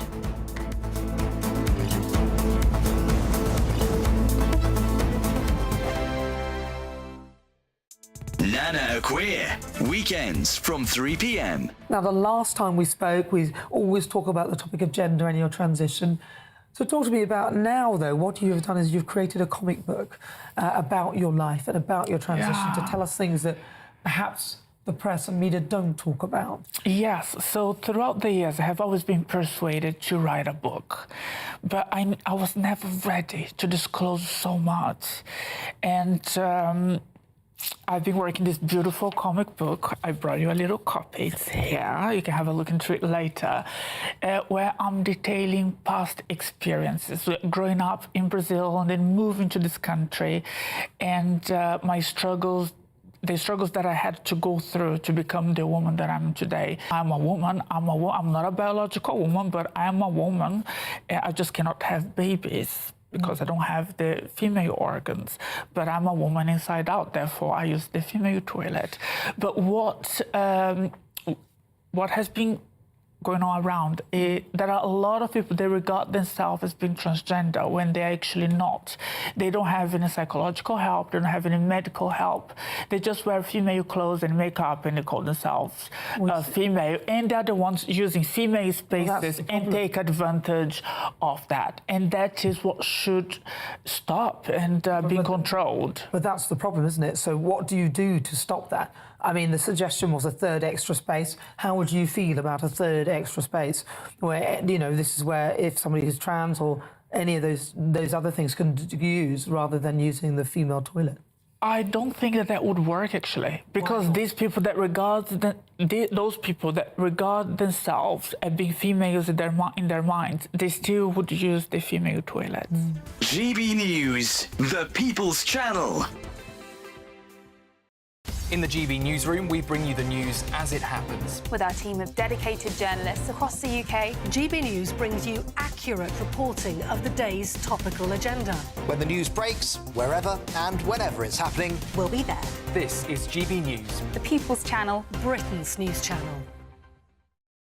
If you want your news to be straight talking, this is the nightmare for the Conservatives again. Down to earth. It's not just Nottingham where this is happening, is it? And most importantly, honest. Hard-working, middle-class taxpayers, they'll get the book thrown at them. They catch me, Martin Daubney, Monday to Friday, 3 till 6 p.m. on GB News, Britain's news channel. Join me, Neil Oliver, every Sunday night at 6 p.m. on GB News. And if an hour is not nearly enough for you, go to gbnews.com for special extended episodes online every Friday at 9 p.m, where we can truly get into the nitty-gritty of what's going on. GB News, Britain's news channel.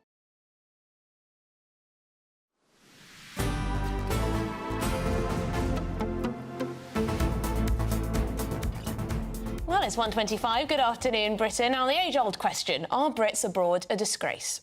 Well, it seems as if the residents, or at least many residents in Mallorca, think so. Tens of thousands of them took to the streets last night, calling for curbs on the number of foreign visitors allowed on the Spanish island. Yes, the mass protest, which is the second in just 2 months, also saw people hold up banners written in English saying, "Take back your drunks, give back our homes." Charming.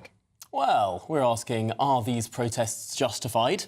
And are Brits abroad really a disgrace? Well, we can now debate this with activist and businessman Adam Brooks, who thinks it's just a select few number of Brits who are badly behaved, and that the tourist economies would collapse without us. And Stella Santakitu, who thinks Brits abroad are a disgrace. OK, Stella, go on. Why are we a disgrace? Look, Emily, you know, GB News viewers know how much I love British people. You are by far my favourite nation. But the truth is that when I was raised in Greece, throughout my life, and it still continues to be the case right now, every year we are used to turning on the news during the summer and having video after video of British people getting blank out drunk, falling over themselves, having fights, puking on the streets. It's literally every single day. And what it is, I think, is that a lot of British people, they view going on holidays as an opportunity to indulge the worst of British culture, which is, I think, the fact that you guys have a bit of a taste for alcohol that surpasses that of other countries. Goodness me. Well, Adam Brooks, let's throw that over to you and your a gloriously majestic Mediterranean background. Yeah, I'm on a little beach near me out here called Songkalyu. I met my wife on the beach to the left of me 26 years ago. We've been together ever since. We got married 16 years ago to the right of me on a little headland. I love this island. This island, you know, it feels like a second home to me. It's a beautiful island. There's many millions of Brits that come here and don't get blindly drunk. You know what? Maybe I was one of those when I was 18. But things have really improved here. They've made Magaluf and areas of such a lot smaller now, and it's a lot more controlled. Yes, you're going to get a few people that come here and drink too much, but I think we're also forgetting that many other countries do get drunk when they're young and do come here. You know, there's a lot of Germans here as well, a lot of Swedish. Yes, we do get a bad name, but I think it's more sort of in a little area. Remember, a lot of elderly people come to this island without the custom and the tourism of Brits. Mallorca would collapse. I mean, and that's from taxi drivers to car hire firms, hotels, restaurants. I've got Spanish friends that have got restaurants here. You know, they really rely on our tourism.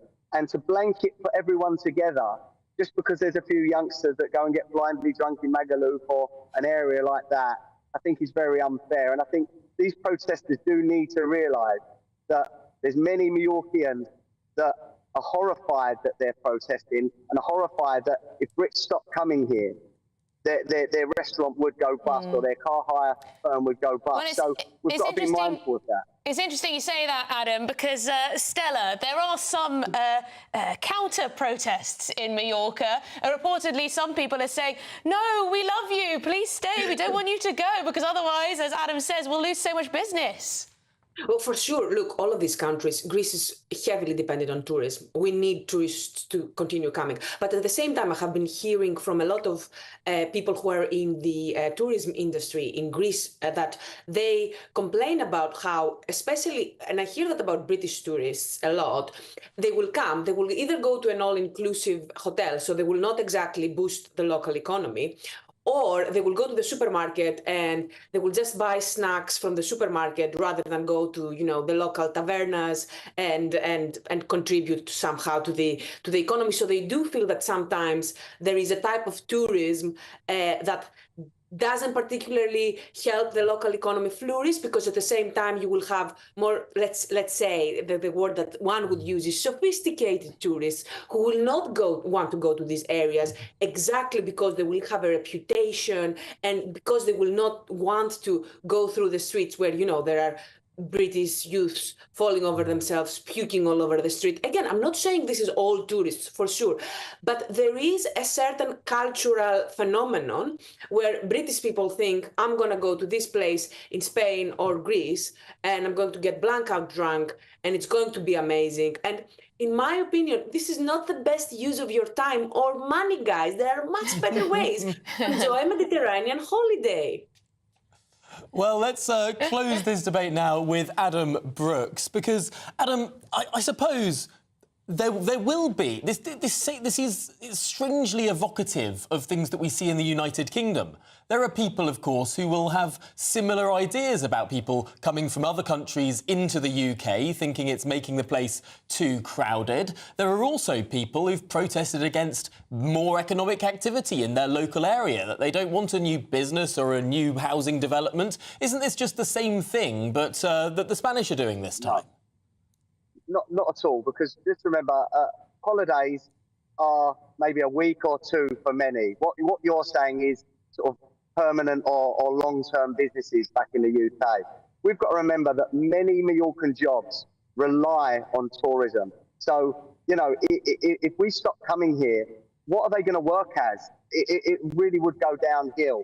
And you've got to remember as well, even if we don't go out, you know, some nights me and my family do not go out, but we go to the local supermarket and buy goods there or take a taxi somewhere. That's still supporting the local economy. So it's not just about going to bars and restaurants. You know, it's also, we don't really, but a lot of people come here to go to the tourist attractions, the museums, and different things. So it's not just about people coming here to get blindly drunk. That gives us a bad name. It's only a select few and normally very younger generations. And that has been scaled back here, Tom.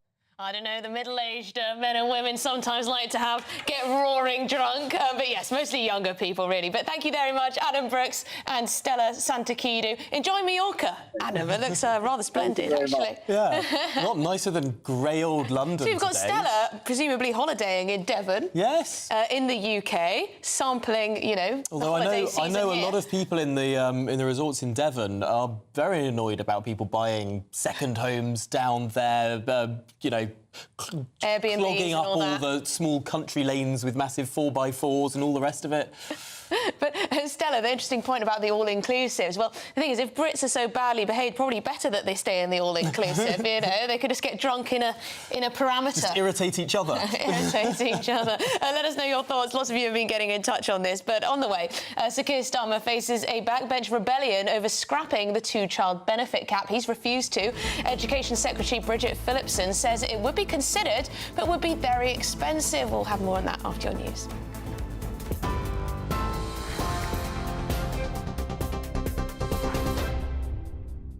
Good afternoon, it's 1:33. I'm Sophia Wensler in the GB newsroom. Your headlines. The Prime Minister has set out plans to cut reliance on foreign workers by improving skills training in England.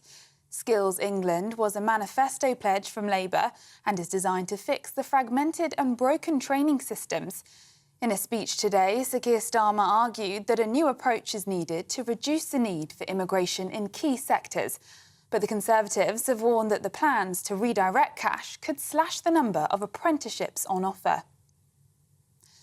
Welsh Health Minister Eluned Morgan has announced she is running to replace outgoing First Minister Vaughan Gething, who lasted just 4 months in the post. Baroness Morgan, seen here on the left, will be standing on a joint unity ticket with Rural Affairs Minister Hugh Aranka-Davis, who would become Deputy First Minister.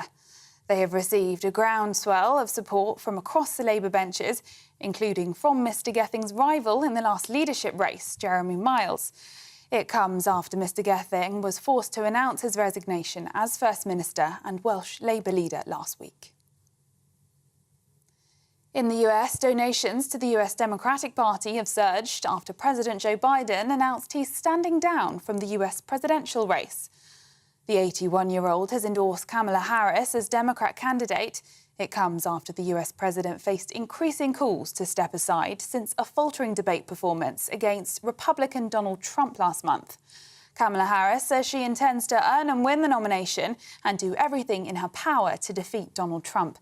Former President Bill Clinton and former Secretary of State Hillary Clinton joined Mr Biden in throwing their support behind her, but former President Barack Obama has stopped short of endorsing Kamala Harris. In other news, Israeli officials have announced that 2 more hostages have been confirmed dead after being taken captive by Hamas terrorists. Alex Danzig, whose 75 and 35-year-old Yagev Bukstab were abducted following the October 7th Hamas attacks on Israel. The Israel Defense Forces have told their families that their bodies are still being held by the terrorist group in Gaza. Those are the latest GB News headlines for now. I'm Sophia Wensler. More in half an hour. For the very latest GB News direct to your smartphone, sign up to News Alerts by scanning the QR code or go to gbnews.com/alerts. Cheers Britannia Wine Club proudly sponsors the GB News Financial Report. And here's a quick snapshot of today's markets. The pound will buy you $1.2926 and €1.1873. The price of gold is £1,852 and 12 pence per ounce. And the FTSE 100's at 8,223 points. Cheers Britannia Wine Club proudly sponsors the GB News Financial Report. Hello, very good day to you. Here's your latest GB News weather update coming to you from the Met Office. There will be some showery rain still to come as we go through today, but for some of us it will be turning brighter. That's because the system that's bringing a lot of the cloudy wet weather is gradually clearing away towards the east and northeast. That being said, there will still be some outbreaks of showery rain across central eastern parts of England for a time this afternoon, and also across parts of northern England and Scotland. Quite a bit of rain still to come here, and that rain is going to break up a little bit, becoming a bit more showery perhaps, but it's further south and west where we're going to see the best chance of anything dry and brighter developing. And with that, temperatures up a little bit compared to yesterday, generally highs ranging in the high teens to low to mid-20s. As we go into this evening, and still some showery rain across parts of Scotland in particular, some hefty showers are quite likely, could even be some rumbles of thunder too, but also some bright or sunny spells possible. Also some heavy showers across parts of Northern Ireland and Northern England too. I think further south across more central southern parts of England and Wales, it is going to be a drier picture, a few showery bursts perhaps, but also some breaks in the cloud leading to a bit of late sunshine. However, across Cornwall there will be a bit more persistent rain starting to push its way in, and as we go overnight we are going to see more wet weather feeding its way eastwards across parts of England and Wales. Further east, holding on to something a little bit drier and some clear skies here, and also across parts of Scotland, Northern Ireland, most of the showers easing overnight and also some clear spells. But temperatures not dropping a huge amount. It is going to be another relatively warm night for most of us. Could be some early heavy rain across some parts of central eastern England first thing tomorrow morning, but that should clear away towards the east, and then thereafter just a few scattered showers around. It is looking like a drier and brighter day than today for many of us. A good chance of seeing some sunshine breaking through, and temperatures a little bit higher than today, and so feeling a bit warmer as well. Bye-bye. The latest GB News travel. Good afternoon, I'm John Vincent. Queues in Cheshire. Firstly, slow for the M6 southbound. There's a lane closed for an accident between junction 19 Knutsford and 18 for Middlewich. Also in Cheshire, slow for the M62 westbound. 2 lanes closed there for an accident between junction 11 Birchwood and 10 the Croft interchange. Queues on the M1 northbound in Nottinghamshire. There's been an accident. As a result, it's partially blocked. It's between junction 27 Hucknall and 28 Alfreton. It's also slow on the opposite carriageway due to onlookers. Delays on the M42 southbound in Staffordshire. There's a lane blocked for a broken down vehicle and fuel spillage at junction 10 for Tamworth. Long delays for a vehicle fire on the M25 clockwise in Surrey just before junction 11 Church, and queues on the M5 in Somerset in both directions due to an accident between junction 24 Bridgewater South and 25 Taunton. You can stay up to date throughout the day by visiting our website gbnews.com.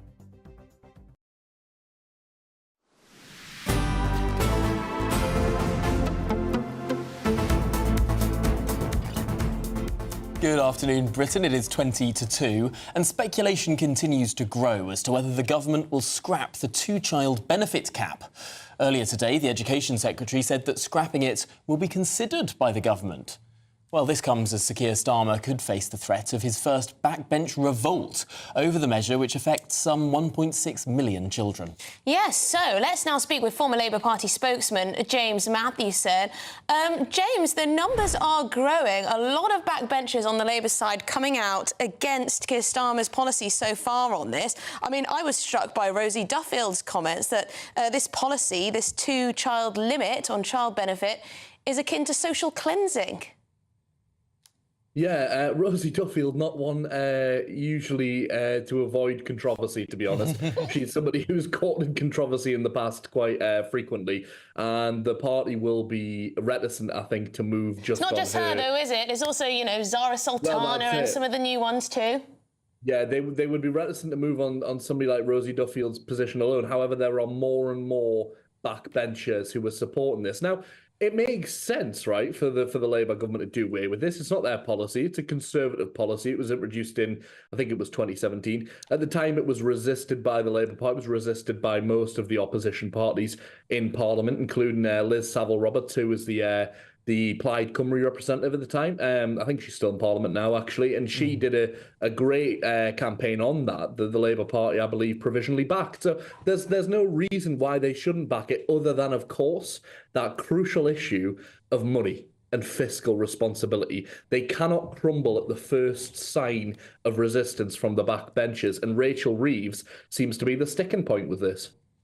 It's interesting because there is an amendment that's been tabled by Kim Johnson, one of the Liverpool MPs, seen to be on the left of the party, which could be selected today. And if it isn't, there's an amendment tabled by the Scottish Nationalist Party that could be selected today. This could show the real scale of disagreement on the Labour backbenchers. Now, we know with Sir Keir Starmer's massive majority that he's not going to be overturned by a rebellion like this. But what do you think will be sort of revealed if one of these amendments is selected in terms of the scale of opposition? Well, first and foremost, the sensible thing for the party to do is to back Kim's amendment and make sure that goes through. Don't let the SNP have the opportunity, because they will do this, as they've done with Gaza before, as well as an issue. They'll use it as a wedge to drive division in the Labour Party, who are now their biggest opposition and biggest issue in Scotland, of course. So I think they need to be smart about this and how they tactically do it. But there's also a question here of what does the Labour Party represent? Because we've seen some pretty progressive policy ideas coming through. I've been pleasantly surprised. I thought there would be less of the kind of meat on the bones of things that appeal to progressives like me from Keir Starmer. There's been quite a bit so far. However, like what? This goes a line. Well, like, you know, the rail nationalisation, for example. There were people saying a couple of years ago that, you know, a Starmer-led Labour government would never do that. However, we've seen these things. But James, that's just what the Tory government was doing. They took 3 or 4 lines, the franchises back into state ownership. This is just the Labour Party continuing what started under COVID. Yeah, let's not pretend that the Tory party did it out of any particular ideology. They were left without anybody to run the rails, so they had to run them. So I think we're seeing a different change in direction. But this child benefit policy, the End Child Poverty Coalition have said that if this is scrapped, then 250,000 children would be immediately lifted out of the poverty parameters to which they're in at the moment. So it's a really important policy, and I think they really need to consider, whilst there's the financial, and fiscal responsibility angle Rachel Reeves is very concerned about, they need to consider the fact that this is a moral obligation. I mean, James, a lot of people don't see this as progressive, scrapping this benefit cap. A lot of people see it as regressive in a way. I mean, lots of people getting in touch saying, essentially, why should my money go to pay for your children? I mean, a lot of people think long and hard about having even one child because they worry about the costs. Why should their hard-earned taxes go to X family who's decided to have 6 children? Well, because these children exist and they're there now, and we have a duty as a government and as a country to look after them. And we do look after people in our society. That's the way we are. Now, obviously, the conservative ideology, especially the ideology of Thatcherism, moves away from that. And is the idea of being individual and doubt the individual responsibility. That's not what a Labour Party or a Labour government should be about. It should be about collective responsibility for helping everybody out of poverty. And this would do that as the... I think that only works if people don't believe that they're being taxed too much. That's the difficulty, isn't it? Because you have a lot of middle-class families who feel as though they're being, taxed to high heaven, and then they see their taxes going potentially towards more child benefit for people who perhaps haven't worked as hard or have decided to, have as many children as they want. Do you see what I mean, James? Yeah, you're absolutely right. I'm being taxed to high heaven. I'm sure you are as well, Emily. However, I'm happy to do that because I believe in collective responsibility. And if I know my taxes are going to help lift children out of poverty, then that's fine by me. Yes, but everyone has to play by the same rules, surely, James. Yeah, they do. But the ones with the broadest shoulders carry the burden. That's the way taxation works, and that's the way it should work. It's a fair system. Under the Tories, it hasn't been because we haven't seen public services and welfare state and all the rest of it delivered. We've seen the money be collected and it be spent elsewhere. Tax breaks for millionaires and such and corporations. We should see that money delivered to people in society who need it. Children who've done nothing wrong, who are born into families where they face abject poverty in the UK. We're a first world country. Shouldn't be the case. Tax breaks for millionaires. I think looking at the last 2 or 3 fiscal statements, the corporation tax rate has risen from 19 pence to 26 pence in the pound. And also, of course, the top rate of tax, the threshold of that has been brought down from £150,000 to £125,000 a year. Millionaires are paying more tax and corporations are paying more tax.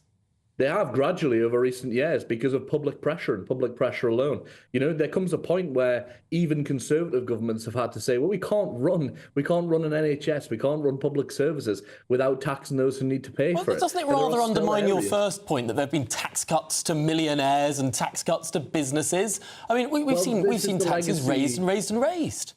This is the legacy of the Conservative government, David Cameron and George Osborne, and that austerity era where tax cuts were handed out to rich people, incredibly rich people, whilst we saw public services absolutely slashed.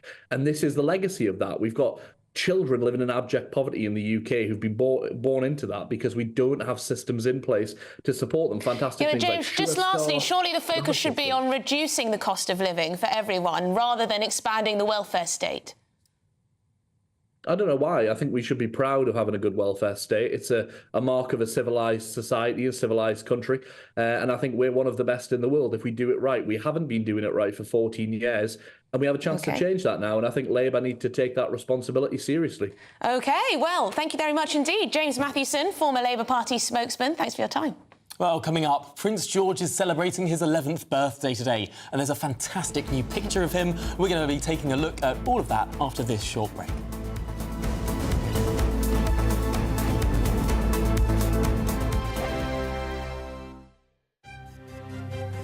GB News Breakfast, every day from 6 a.m. It was also announced that the Prince of Wales is set to star in a new 2-part documentary on ITV covering his mission to try and eradicate homelessness.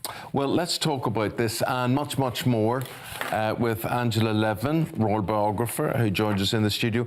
I'm glad to hear that this documentary's been made, Angela, because I worried that he made this big announcement about homelessness and I thought, goodness me, here is somebody who could maybe do something about this. And then it's all seemed to have gone quiet.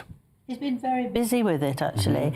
He's gone all over the country to see different areas and how they have been, and to try and change people's attitude to homelessness, that they're people who need help and want to get back into a normal life, and he's there to do it. I mean, we mustn't forget that in, I think it was 2009, he slept out in the street to see for himself what it was like.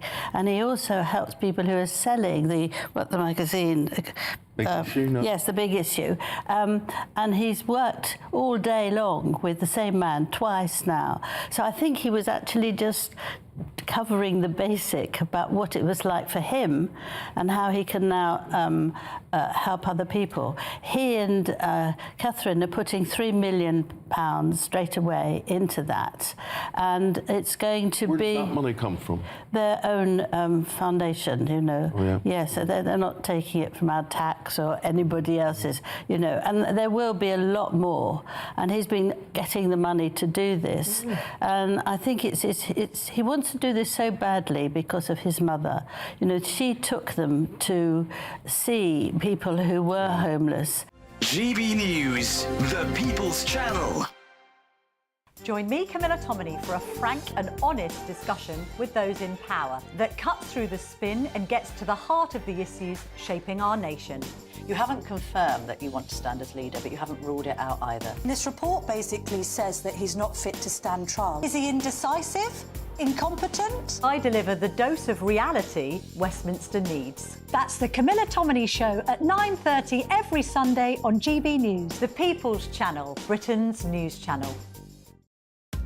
Are the newspapers getting you down? My wife didn't divorce me that month. Struggling to separate the wheat from the chaff? I know that it's a bit of a circus at the best of times. Well, don't worry. Headliners has got you covered. We'll take the burden of reading the day's news, and if we get depressed, who cares? It's an occupational hazard, frankly. That's Headliners on GB News from 11 p.m. till midnight, and the following morning, 5 till 6 a.m. on GB News, the comedy channel. Nah, just kidding. Britain's news channel.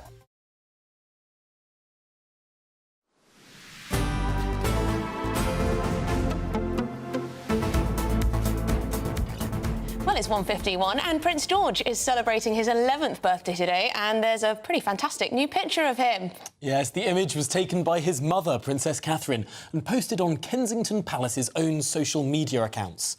Now, this black and white shot shows the future king smiling, wearing a white shirt and a dark blazer. He does look very smart, doesn't he? Looks quite a lot like his dad. He does look a lot like his dad. Anyway, we can now speak with former BBC royal correspondent Michael Cole. Michael, talk us through this photo. Yeah, good afternoon, Emily. Good afternoon, Tom.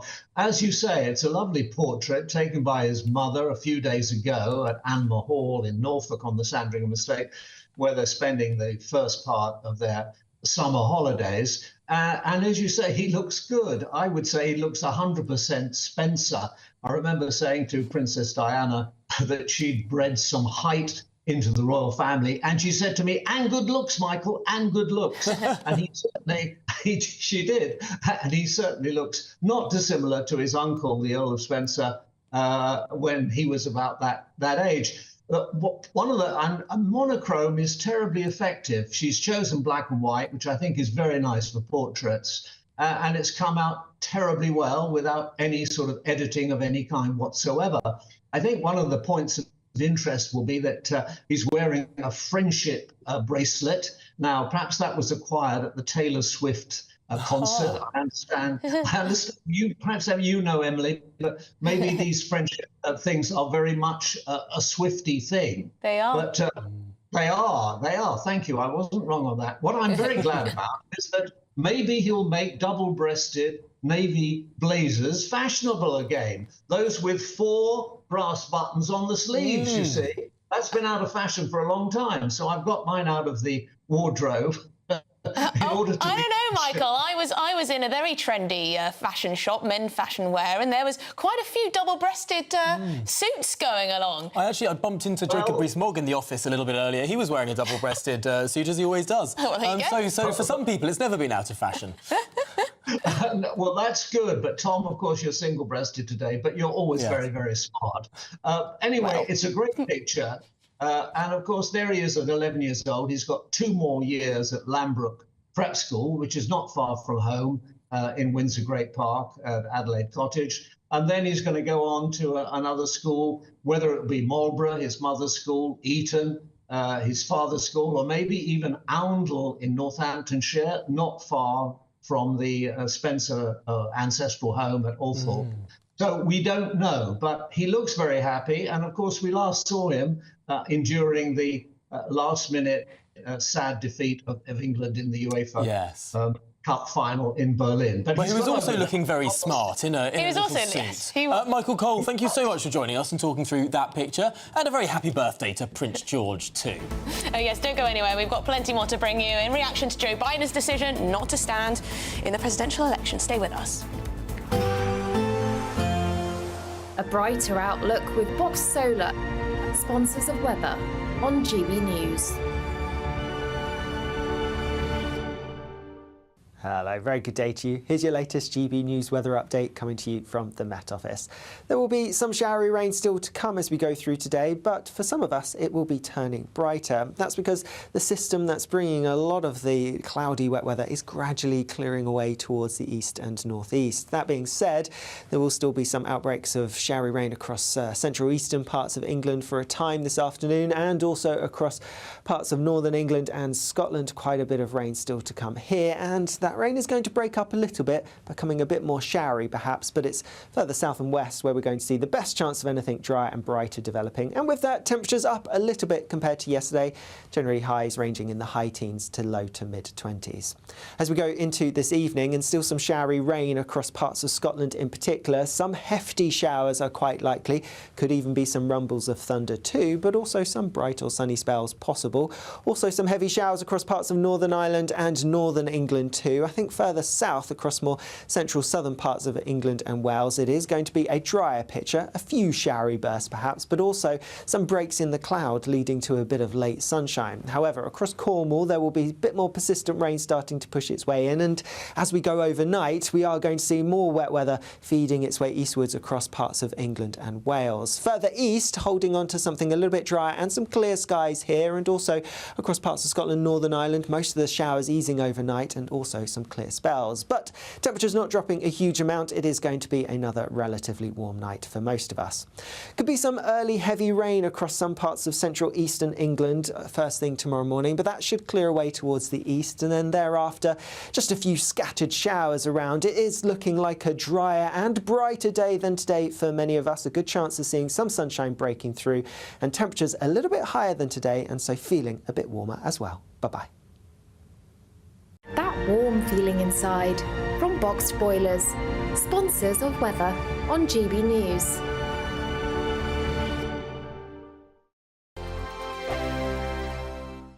£30,000 in cash has to be won. It's our biggest cash prize so far, and it could be yours. Charles was a winner. Listen to what he says about winning the Great British Giveaway. I'm Charles. I won £18,000 cash. It was just amazing, and as soon as it goes into your bank account, it just changed. It's a life-changing thing. The next big winner could be you, with an extra £30,000 cash in your bank. For another chance to win £30,000 in tax-free cash, text CASH to 63232. Text costs £2 plus one standard network rate message. You can enter online at gbnews.com/win. Entries cost £2, or post your name and number to GB07 PO Box 8690 Derby DE1 9TT. UK only. Entrance must be 18 or over. Lines close at 5 p.m. on the 30th of August. Please check the closing time if listening or watching on demand. Good luck. Mark Dolan tonight is your weekend dose of news, debate and entertainment. This sounds like a wild conspiracy theory. Don't miss My Big Opinion, Mark Meets, and My Take at 10. Democracy is a funny old thing. And we don't do boring, not on my watch. I just won't have it. Go and get another glass of that bubbly, you've earned it. That's Mark Dolan tonight, Saturday and Sunday, 9 to 11, only on GB News, the People's Channel, Britain's news channel. Hi there, I'm Michelle Dewberry, and I'm going to take a second to tell you all about my show, Dubes & Co. We start off with the issues of the day. We then bring in both sides of the arguments. We get rid of the disrespect And then you throw me into the mix, and trust me, I'll tell it exactly how it is. And then, of course, the magic ingredient, you at home. We mix it all together, and what have we got? In my opinion, the best debate show in town. Monday to Friday, 6 till 7 on GB News, Britain's news channel. Are the newspapers getting you down? My wife didn't divorce me that month. Struggling to separate the wheat from the chaff? I know that it's a bit of a circus at the best of times. Well, don't worry, Headliners has got you covered. We'll take the burden of reading the day's news, and if we get depressed, who cares? It's an occupational hazard, frankly. That's Headliners on GB News from 11 p.m. till midnight, and the following morning, 5 till 6 a.m. on GB News, the comedy channel. Nah, just kidding. Britain's news channel. I'm Patrick Christie's. Every weeknight from 9, I bring you 2 hours of unmissable, explosive debate and headline-grabbing interviews. What impact has that had? We got death threats and the bomb threats on. As time passes, She could have saved Storm. you made my argument for me. My guests and I tackle the issues that really matter, with a sharp take on every story. Went everywhere. Something practical could be done. Or I can become something different. Patrick Christie's tonight from 9 p.m. only on GB News, Britain's news channel.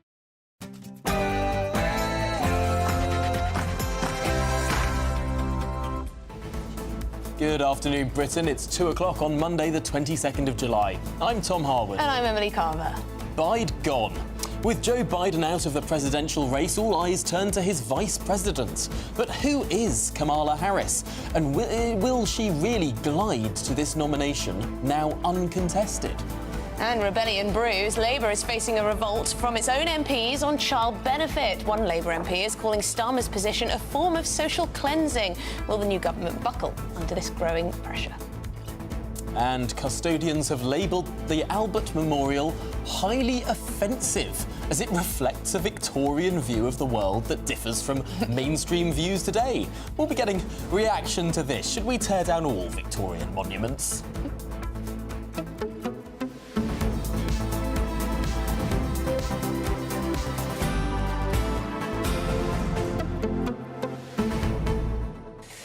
And we were talking to a former Labour Party spokesman a little earlier about this row over child benefit. Currently, you get it for your first 2 children, and then it's capped after that. A lot of you getting in touch. Julia says, I'm a single parent with 2 teenagers, and my taxes will be going to families with lots of kids where their parents aren't bothering to work. Thanks, Labour. Sue says, I've worked hard all of my life, even gone to work when I've been feeling unwell, etc., etc. Why should I pay for those who have never intended to work, who spend money given to them on whatever they fancy? Yes, Bill has written in to say, I agree with the 2-child maximum for benefits. Otherwise, where do you stop? 4, 9, 6, 15, 22? It's a simple rule. If you cannot afford children without help, you really shouldn't be having children. See, the only kind of argument that I would say is that we don't have enough babies currently. Which is true. But it just doesn't seem fair, does it? You know, a lot of people spend so much time worrying about whether they can even afford 1 child. And then others will have, you know, hordes of them. Well, but then you get the real issue that there are people with lots of children and then struggle to make ends meet. Yeah, Paul It's a difficult policy. It is a very difficult one. Keep your views coming in. gbnews.com/your say. Should we get the headlines with Sophia?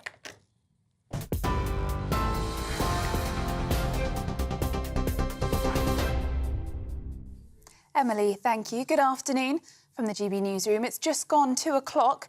Your top story this hour. The Prime Minister has set out plans to cut reliance on foreign workers by improving skills training in England. Skills England was a manifesto pledge from Labour and is designed to fix the fragmented and broken training systems. In a speech today, Sir Keir Starmer argued that a new approach is needed to reduce the need for immigration in key sectors. But the Conservatives have warned that the plans to redirect cash could slash the number of apprenticeships on offer. Speaking a short while ago, the Prime Minister laid out his plans. Another marker of the future, with the launch of a new organisation that we hope will transform not just how we train our young people and adults, but also the relationship between business and your education system. A plan to make sure that we're training young people not just for any business, but for the businesses that exist in their communities, the skills that you and they need to take each other forward. Welsh Health Minister Eluned Morgan has announced she isn't running to replace outgoing First Minister Vaughan Gething, who lasted just 4 months in the post. Baroness Morgan, seen here on the left, will be standing on a joint unity ticket with Rural Affairs Minister Hugh Arranca-Davies, who will become Deputy First Minister. They have received a groundswell of support from across the Labour benches, including from Mr Gething's rival in the last leadership race, Jeremy Miles. It comes after Mr Gething was forced to announce his resignation as First Minister and Welsh Labour leader last week. Welsh Secretary Joe Stevens welcomed the move. Well, I'm going to remain neutral if there is a leadership contest, as I did do in the last one, because whoever wins that election, obviously I will work with the Secretary of State for Wales, but I'm delighted that Eluned has declared her candidacy, and it's great to see a woman candidate at long last in Wales. What should happen now, do you think? Is it OK for there to be a coronation, or would you prefer to see a contest? Well, it will depend on the Senedd Labour Group members as to who is nominated and whether there's more than one candidate, and that's a decision for them. I'm looking forward to seeing the conclusion of the contest, whatever process and however long that takes, and working with the new First Minister of Wales. Meanwhile, the Conservative leadership race is gathering pace, with Shadow Work and Pension Secretary Mel Stride the latest Tory to hint at a run at the top job. Speaking to GB News earlier, he was asked whether he would stand. I haven't ruled that out and I haven't ruled it in. We don't yet know what the contest holds. The party board is going to come forward shortly, I think, with the process, and I will finally take a decision at that time. Some colleagues have been speaking to me about that possibility, and it's something that I'm weighing up. In the US, donations to the US Democratic Party have surged after President Joe Biden announced he's standing down from the US presidential race. The 81-year-old has endorsed Kamala Harris as Democrat candidate. It comes after the US president faced increasing calls to step aside since a faltering debate performance against Republican Donald Trump last month. Kamala Harris says she intends to earn and win the nomination and do everything in her power to defeat Donald Trump. Former President Bill Clinton and former Secretary of State Hillary Clinton joined Mr Biden in throwing their support behind her. But former President Barack Obama has stopped short at endorsing Kamala Harris. In other news, Israeli officials have announced that 2 more hostages have been confirmed dead after being taken captive by Hamas terrorists. Alex Danzig, who's 75, and 35-year-old Yagev Bukstab were abducted following the October 7th Hamas attacks on Israel. The Israel Defense Forces have told their families that their bodies are still being held by the terrorist group in Gaza. An 11-year-old girl has been left orphaned following a horrific crash which killed 4 members of her family as well as 2 motorcyclists in West Yorkshire. It happened when a Ford Focus and a motorcycle collided on the A61 between Barnsley and Wakefield. Superintendent Alan Travis from West Yorkshire Police said this is an absolutely tragic incident which has resulted in the loss of 6 lives. A 15-year-old boy has died after being shot in a park in West London. The Metropolitan Police were called to the location near Hazelwood Crescent in Ladbroke Grove last night. The teenage boy was found with injuries and pronounced dead at the scene. Police said 6 men have now been arrested on suspicion of murder and remain in custody. And the Prince and Princess of Wales have shared a new photo of Prince George to mark his 11th birthday. The image was taken by his mother, Princess Catherine, and posted on Kensington Palace's social media accounts. The black and white shot shows the future king smiling, wearing a white shirt and a dark blazer.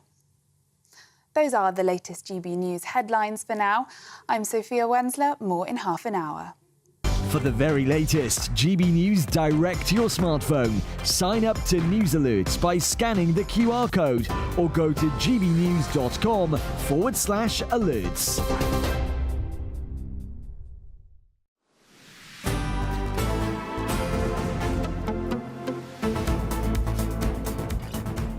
Good afternoon, Britain. It's 8 minutes past 2. And now, after weeks of pressure, Joe Biden has bowed to the seemingly inevitable and withdrawn from the US presidential race, saying in a statement that it was in the best interests of his party and his country. Yes, so the 81-year-old has now endorsed his Vice President, Kamala Harris, to be his successor, making her the clear favourite to be the one to take on Donald Trump in November. Well, let's get more now with Mark White, who joins us in the studio. And Mark, It is interesting that there is this immediate endorsement, this, I suppose, huge momentum now for Kamala to take on the role. Yes, I mean, that's certainly the safe bet, I think, is that she is likely to be anointed and to move forward to the Democratic National Convention without any real contest. We're going to, incidentally, hear our first remarks from Kamala Harris since Joe Biden's decision and since he decided to push her forward as his successor candidate for the upcoming election. So let's see how she performs. She'll be at a sporting event on the South Lawn at the White House, and she's expected to make some remarks about the latest developments. What is really rather peculiar, to say the least, is, of course, we're hearing nothing from President Biden himself, other than the social media posts that he's put out, as he is still recovering at his beach house in Delaware with no sight or sound of the president so far. Yes, are we expecting to see more of him before... Well, you would hope so. ...the election? He's still in the job. Well, and it raises another question, you know, on the... really the fitness of Joe Biden going forward, because under the rules, obviously, you go to a November election, but it'll be January before any new president takes over. So he is in office for the next 6 months. If they have decided, and he has decided, that his health and cognitive decline is of such a degree that he can no longer put himself forward to run in this contest, then does it raise questions, and perhaps legitimate questions, about his ability to remain in charge? And the possibility of invoking the 25th Amendment, the incapacity of the President of the United States. Well, might that be something that was actually put to him on the quiet? We just don't know what the discussions were, but the mood music that had come from the Biden camp was absolutely firm in their determination to push forward with his nomination and to fight in the forthcoming election. Then suddenly it's changed on Sunday after senior Democrat after senior Democrat made it known publicly and apparently privately that he should go. Well, let's bring in now the spokesperson for Republicans overseas, Jennifer Ewing, because Jennifer, I suppose Republicans have been preparing for this moment for quite some time. For sure. I mean, anybody that's been paying attention, I would go back as far as, say, the 2020 election, where Joe Biden basically ran from his basement under the cover of COVID, could tell that even then he was in the stages of cognitive decline, and these things only get worse, they don't get better. So anyone that's been opening their eyes and listening to what's going on was expecting this to happen. Now, the question we need answered is why, as Mark said, you know, his campaign staff was out there on Friday and Saturday saying, all systems go, we're campaigning next week. So something happened.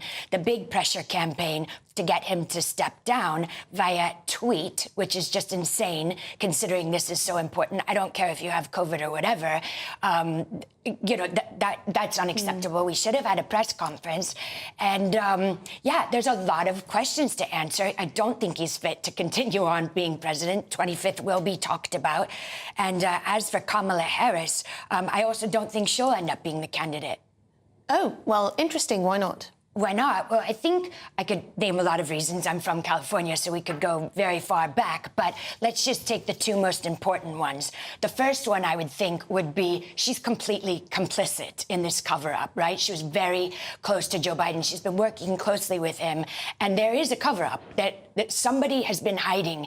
And we know, with the help of a lot of the media, the current mental state of the President of the United States. That's number one. Number two, one of the top voting issues right now is our southern border and what's happening at the southern border. And she was kind of the border czar, right? She was supposed to investigate what was going on. And as we know, since Biden came in and on day one put a line through the Trump border policies, we've had over 10 million, conservatively speaking, illegal people come to the border. So those are just two of the reasons. There's a huge amount of Democrat support behind her. The donations are flooding back in. Yeah, but Emily, let's look at who has not supported her, right? Obama, has not supported her, Nancy Pelosi has not supported her, and Chuck Schumer, who's, so these are very senior Democrats. They all would have been part of the effort to push him out. So I think you're going to see, as we go into the convention,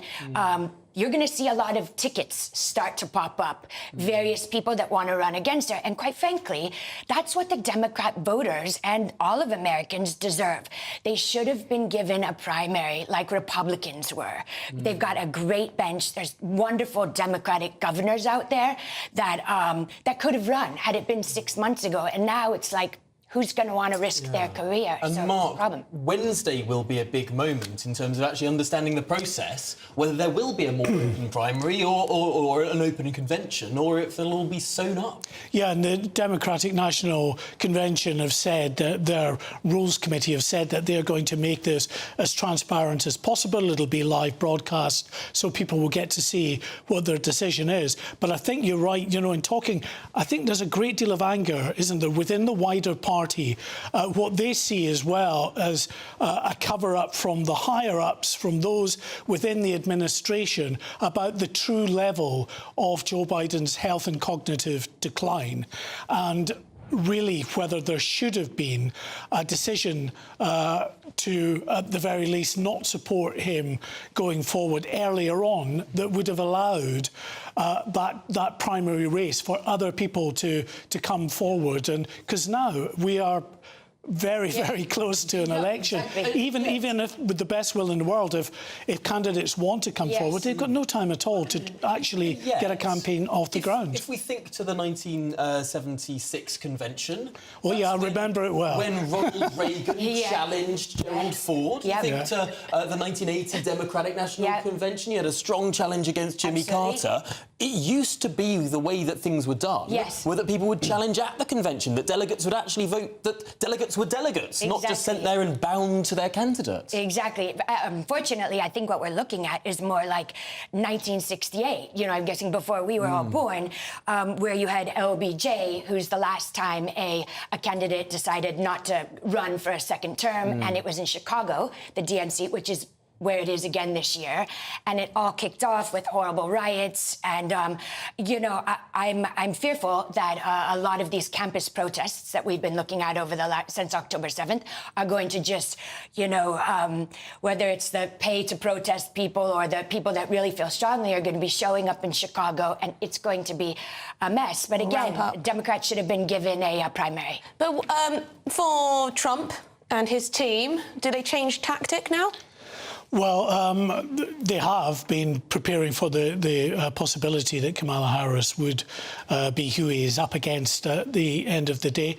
I mean, I think it would probably, if we're honest, better have suited the Trump campaign to be up against Joe Biden.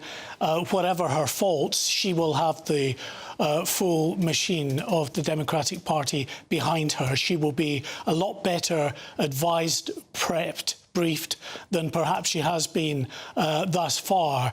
And you mean let's just fewer speeches about coconut trees and being unburdened by what has been before. The phrases she keeps using. Exactly.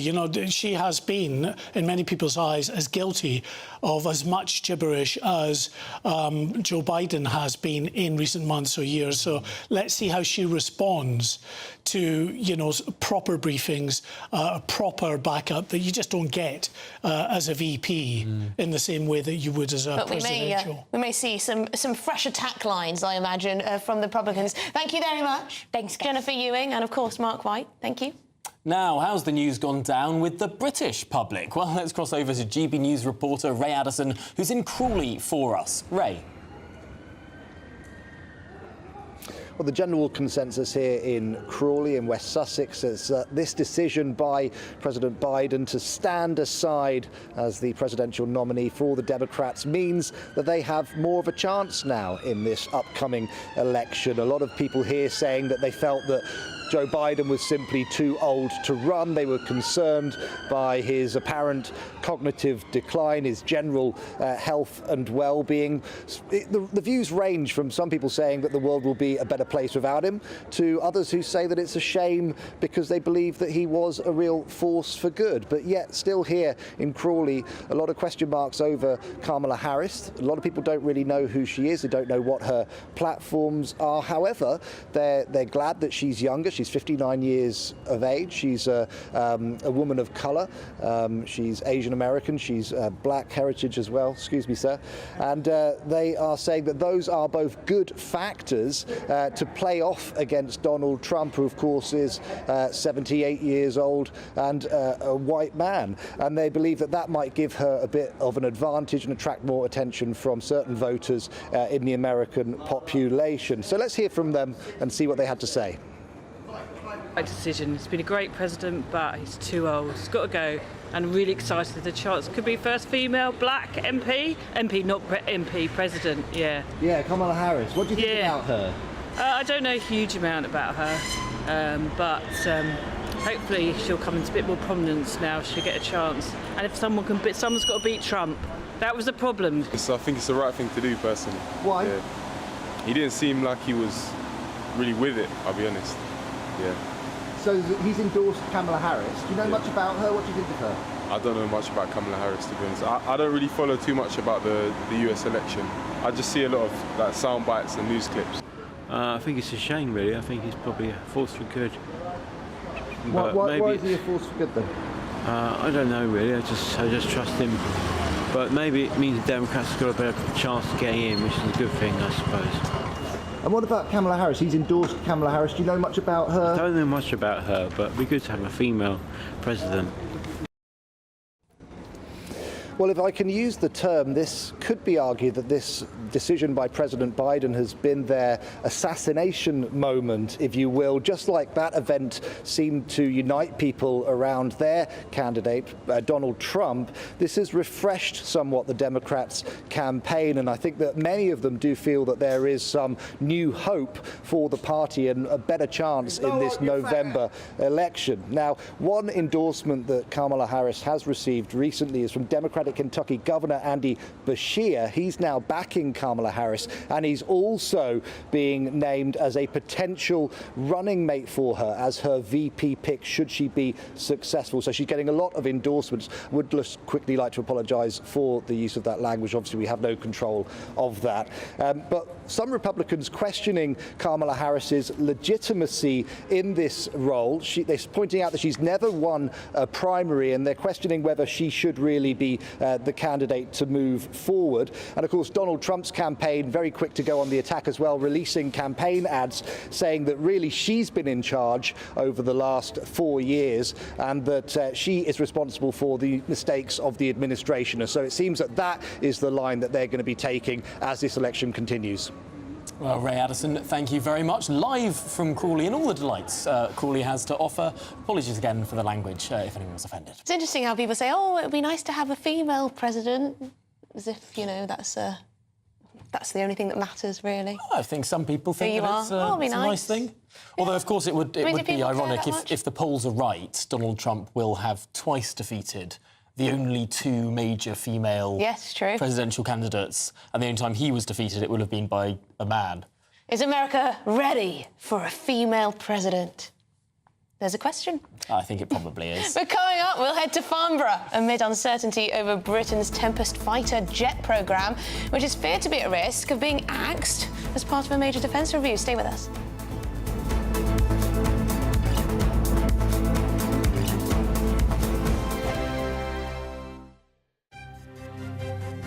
GB News Breakfast, every day from 6 a.m.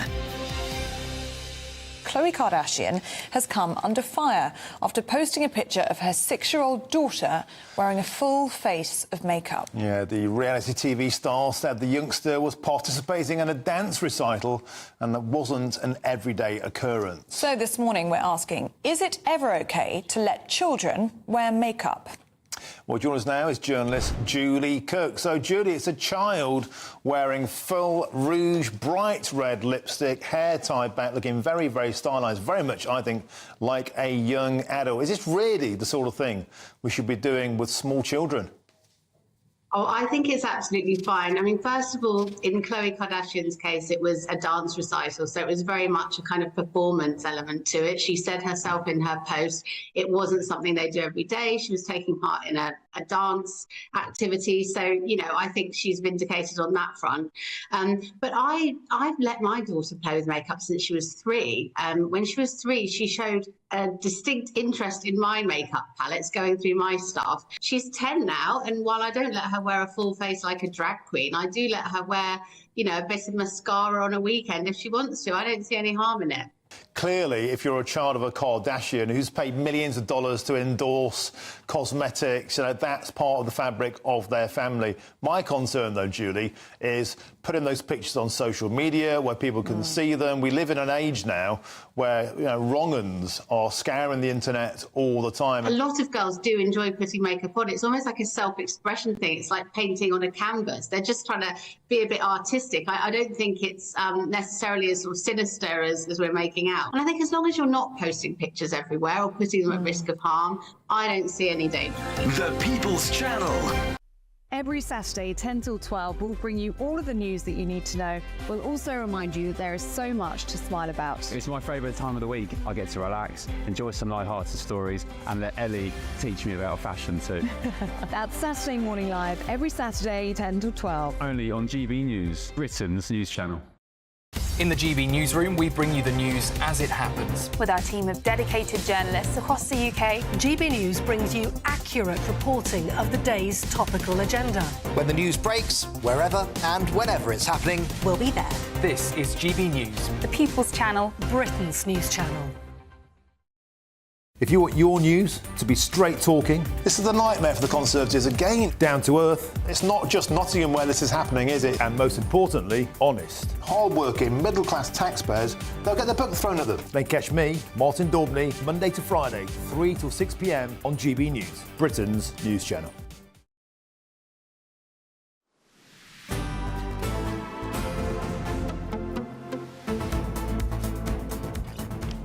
Good afternoon, Britain. It's 25 minutes past 2. Now, the Farnborough Airshow has started today, which is a biennial international aerospace exhibition of aircraft, equipment, avionics, ground equipment, all the sorts of materials. All the good stuff. Yeah. And I think I said biennial. I think I mean biannual? Biannual?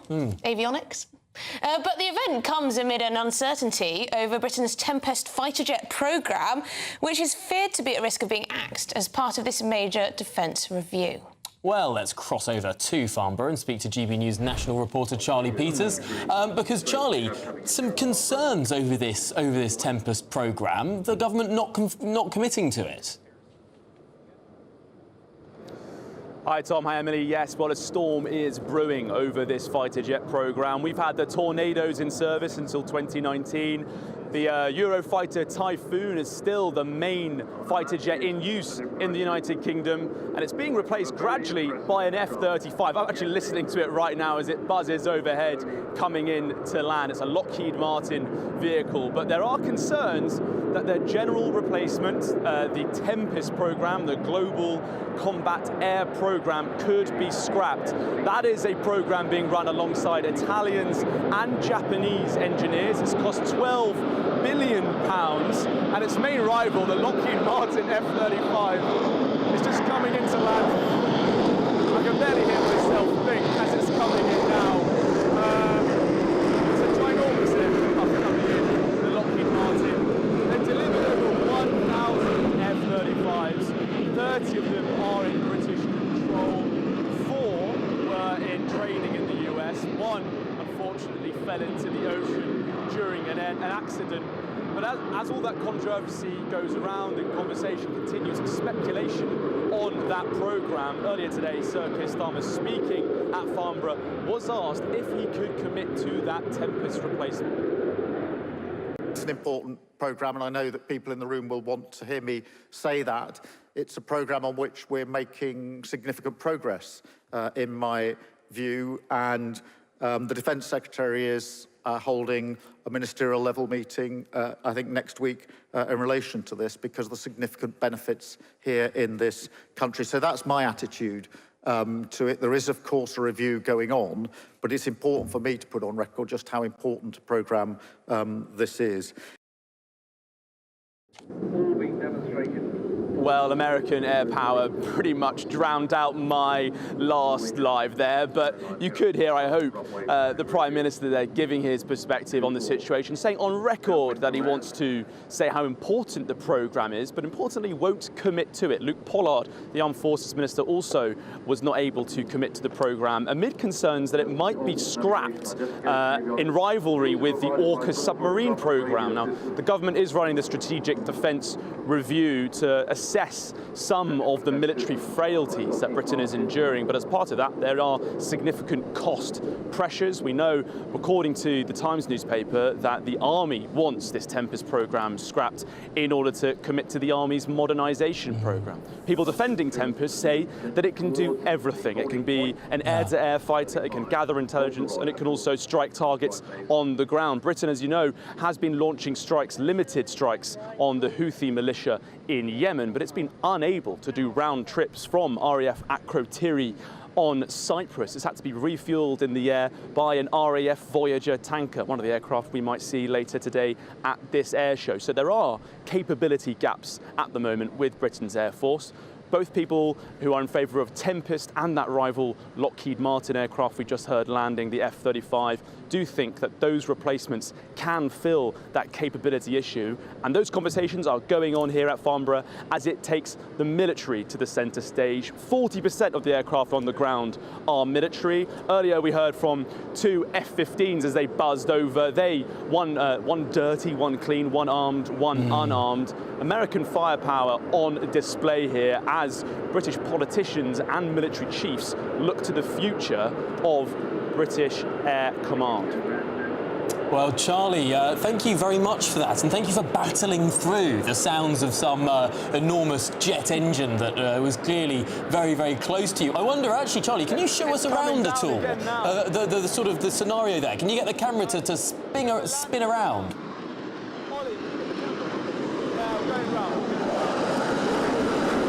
Let's see if we can have a look. There we go. Oh, brilliant. Is that a Harrier jump jet? That is an F-35 Lockheed Martin aircraft.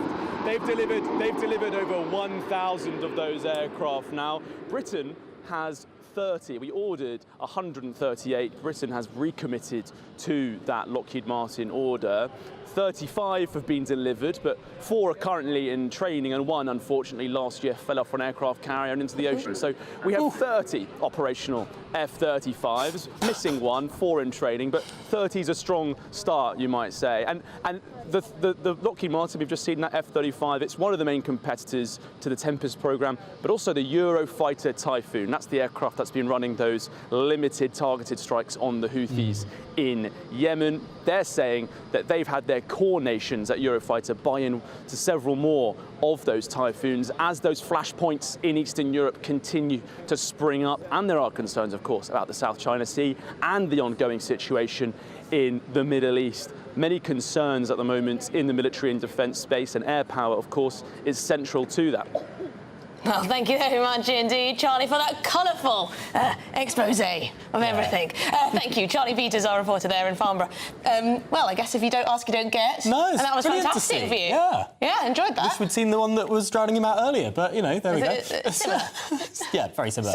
Similar. We saw it. We brought it to you. An aeroplane. Now, on the way, Sir Keir Starmer faces a backlash rebellion over scrapping the two-tiled benefit cap. Some of his backbenchers want him to scrap that cap, although for the moment he's standing firm in keeping it. Education Secretary Bridget Phillipson said it would be considered but very expensive. More on that after your news headlines.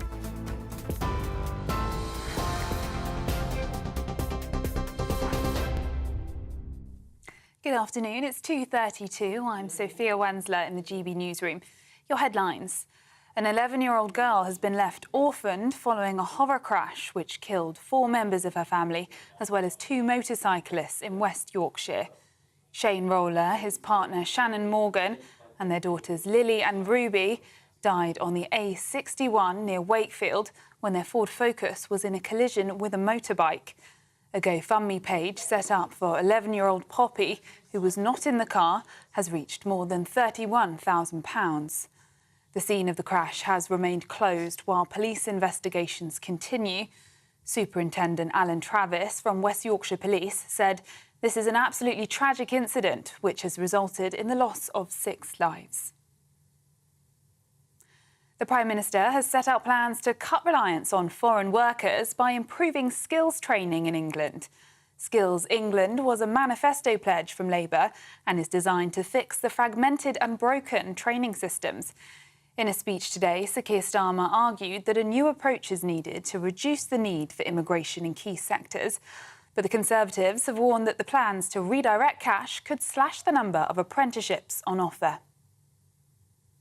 Welsh Health Minister Eluned Morgan has announced she is running to replace outgoing First Minister Vaughan Gething, who lasted just 4 months in the post. Baroness Morgan, seen here on the left, will be standing on a joint unity ticket with Rural Affairs Minister Hugh Aranka-Davies, who would become Deputy First Minister. They have received a groundswell of support from across the Labour benches, including from Mr Gething's rival in the last leadership race, Jeremy Miles. It comes after Mr Gething was forced to announce his resignation as First Minister and Welsh Labour leader last week. Donations to the US Democratic Party have surged after President Joe Biden announced he's standing down from the US presidential race. The 81-year-old has endorsed Kamala Harris as Democrat candidate. It comes after the US president faced increasing calls to step aside since a faltering debate performance against Republican Donald Trump last month. Kamala Harris says she intends to earn and win the nomination and do everything in her power to defeat Donald Trump. Former President Bill Clinton and former Secretary of State Hillary Clinton joined Mr Biden in throwing their support behind her, but former President Barack Obama has stopped short of endorsing Kamala Harris. Those are the latest GB News headlines for now. I'm Sophia Wensler. More in half an hour. For the very latest GB News direct to your smartphone, sign up to News Alerts by scanning the QR code or go to gbnews.com/alerts.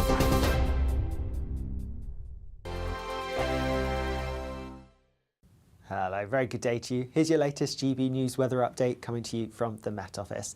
There will be some showery rain still to come as we go through today, but for some of us it will be turning brighter. That's because the system that's bringing a lot of the cloudy wet weather is gradually clearing away towards the east and northeast. That being said, there will still be some outbreaks of showery rain across central eastern parts of England for a time this afternoon, and also across parts of northern England and Scotland. Quite a bit of rain still to come here, and that rain is going to break up a little bit, becoming a bit more showery perhaps, but it's further south and west where we're going to see the best chance of anything dry and brighter developing. And with that, temperatures up a little bit compared to yesterday, generally highs ranging in the high teens to low to mid-20s.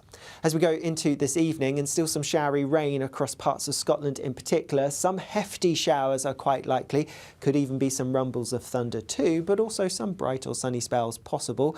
Also some heavy showers across parts of Northern Ireland and Northern England too. I think further south across more central southern parts of England and Wales it is going to be a drier picture, a few showery bursts perhaps, but also some breaks in the cloud leading to a bit of late sunshine. However, across Cornwall there will be a bit more persistent rain starting to push its way in, and as we go overnight we are going to see more wet weather feeding its way eastwards across parts of England and Wales. Further east, holding on to something a little bit drier and some clear skies here, and also across parts of Scotland, Northern Ireland, most of the showers easing overnight and also some clear spells. But temperatures not dropping a huge amount. It is going to be another relatively warm night for most of us.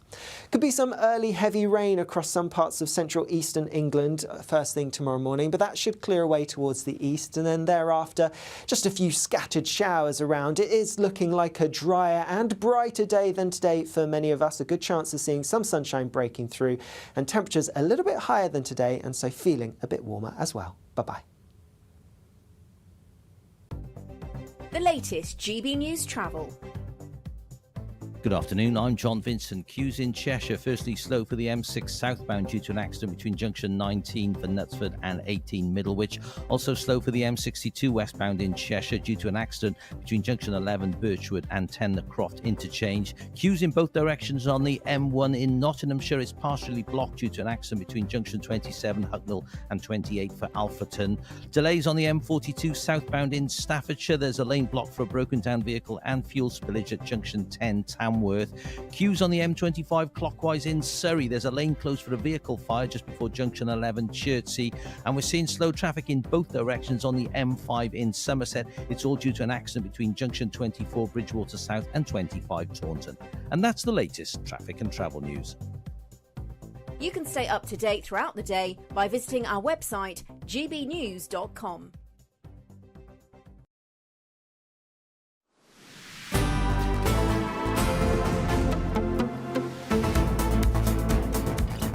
Well, good afternoon, Britain. It's 38 minutes past 2, and it's Martin up next. Martin, what's coming up on your show this afternoon?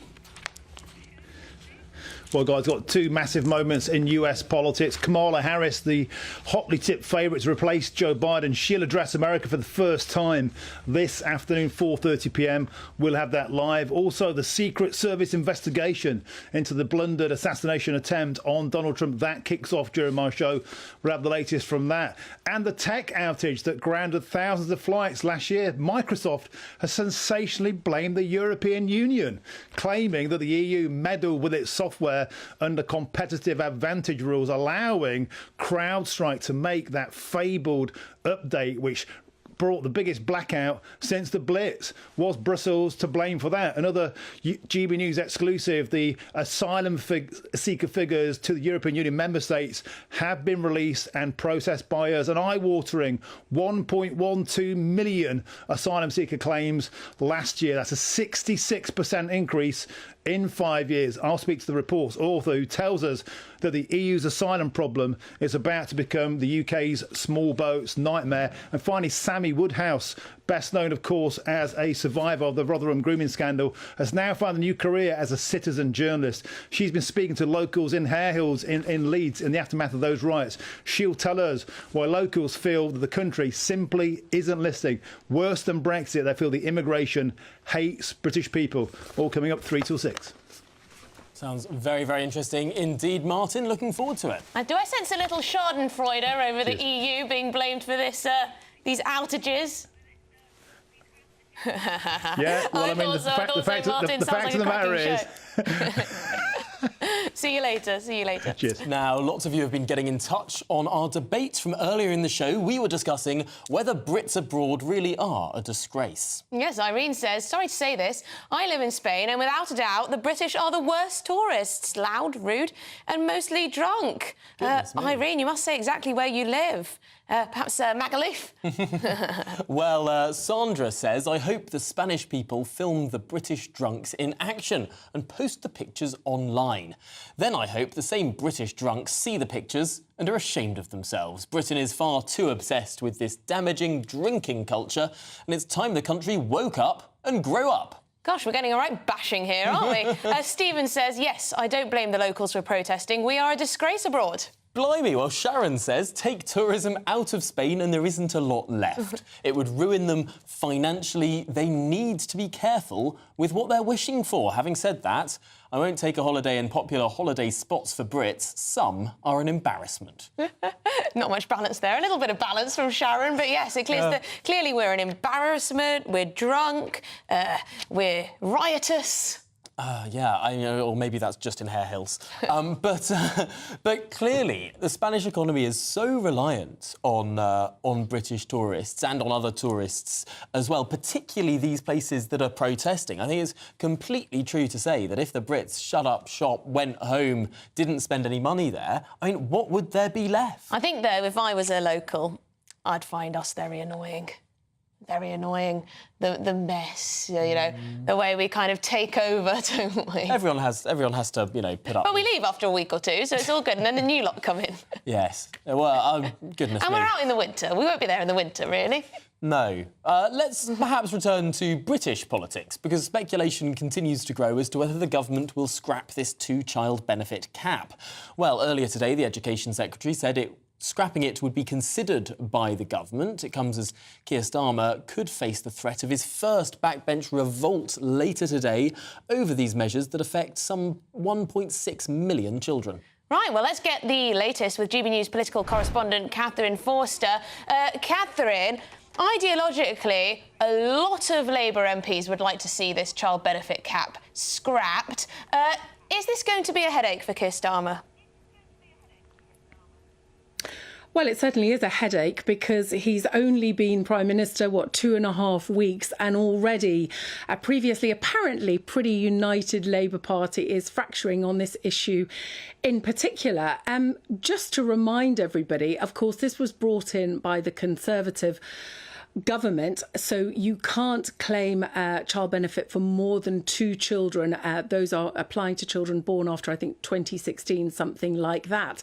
The Conservative government argument was it's not fair that people who are not entitled to benefits have to make these calculations about whether to have another child, whether they can afford another child, and people who are on benefits is less of a factor. So it was popular under the Conservatives, but it is deeply painful, frankly, for many Labour MPs who feel that this is fundamentally wrong. Now, welfare and what's in the King's Speech around it is being debated in the House of Commons. It's possible that an amendment will be selected and there could be a vote on it.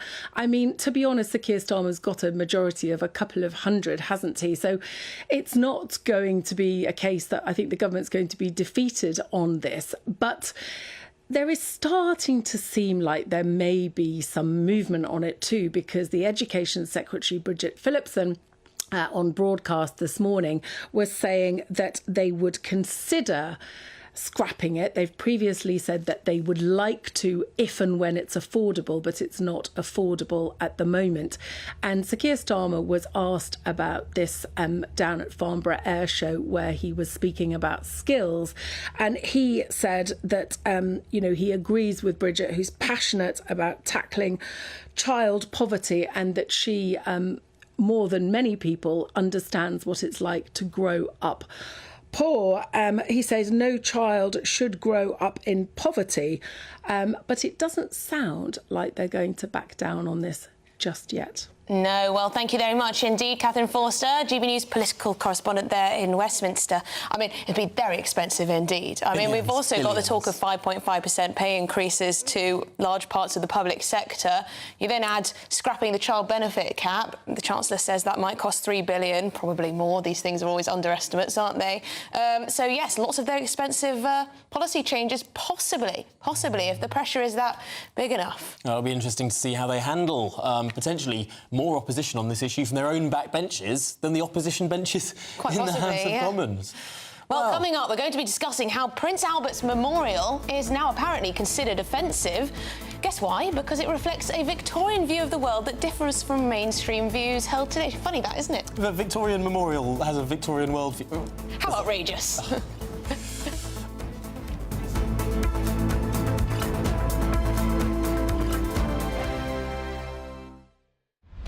Britain's newsroom, weekday mornings from 9:30.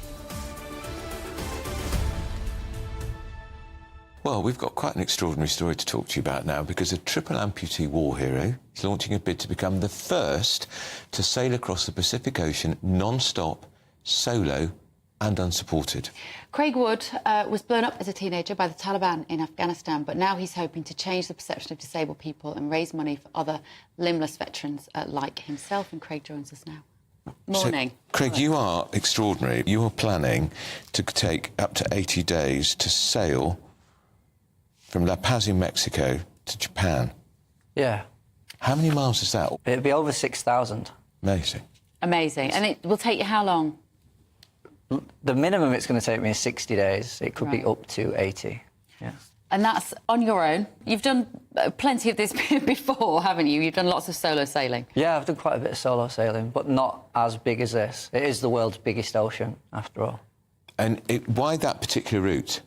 I wanted it to be a challenge, not just for me, but for anyone. Right. So any able-bodied person can look at this and go, wow, that is difficult. Yeah. And so that was the main drive. Then it's become a bigger thing than that now. Now I'm raising money for charity, and I can truly inspire people to change their perception on what is possible for disabled people. And if you don't mind, can we ask you what happened in 2009 in Afghanistan? What were the circumstances of your injury? I was on a normal routine foot patrol. About 5 metres in front of me, a commando IED was triggered, and subsequently I became a triple amputee, both legs above the knee, left hand at the wrist, facial injuries, etc., etc. The People's Channel. Join me, Nana Okoye, for an informative, interactive news programme with a difference. It's fun. It's true. You're not wrong. No one will be cancelled. Lovely. Join me from 3 p.m. every weekend, only on GB News, Britain's news channel. Join me, Neil Oliver, every Sunday night at 6 p.m. on GB News. And if an hour is not nearly enough for you, go to gbnews.com for special extended episodes online every Friday at 9 p.m, where we can truly get into the nitty-gritty of what's going on. GB News, Britain's news channel. Every Saturday, 10 till 12, we'll bring you all of the news that you need to know. We'll also remind you that there is so much to smile about. It's my favourite time of the week. I get to relax, enjoy some light-hearted stories, and let Ellie teach me about fashion too. That's Saturday Morning Live, every Saturday, 10 till 12. Only on GB News, Britain's news channel.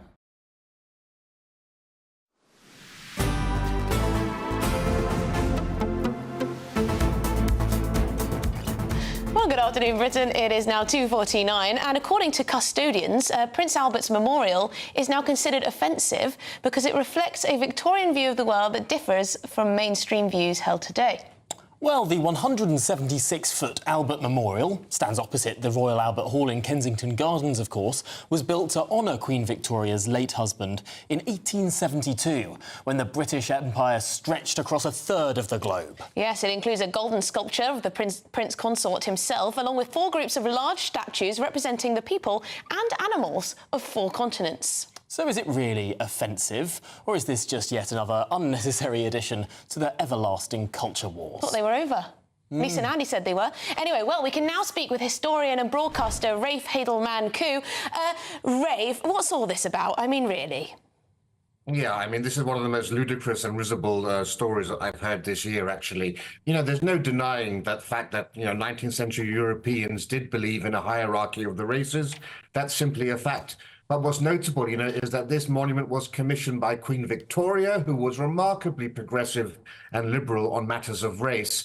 And it's actually a monument that treats the continents and the peoples of Africa, Asia, and Europe and the Americas as inherently noble and majestic. It's not a monument to racial supremacy, but it's about Victorian and European genius, self-confidence, invention and ambition. It also is a testament to the Great Exhibition of 1851.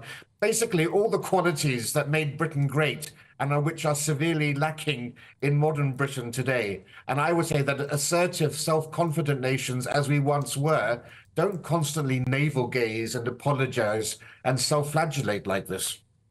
OK, Rafe, what about those who say that Britain was very, very bad in the 20th century and indeed the 19th century, that Britain subjugated peoples around the world and therefore anything related to sort of the imperial time of this country should be torn to the ground? Well, I think it's, we all know of the bad side of empire and the British Empire. We can't escape hearing about it on an almost daily basis in the media and in our museums.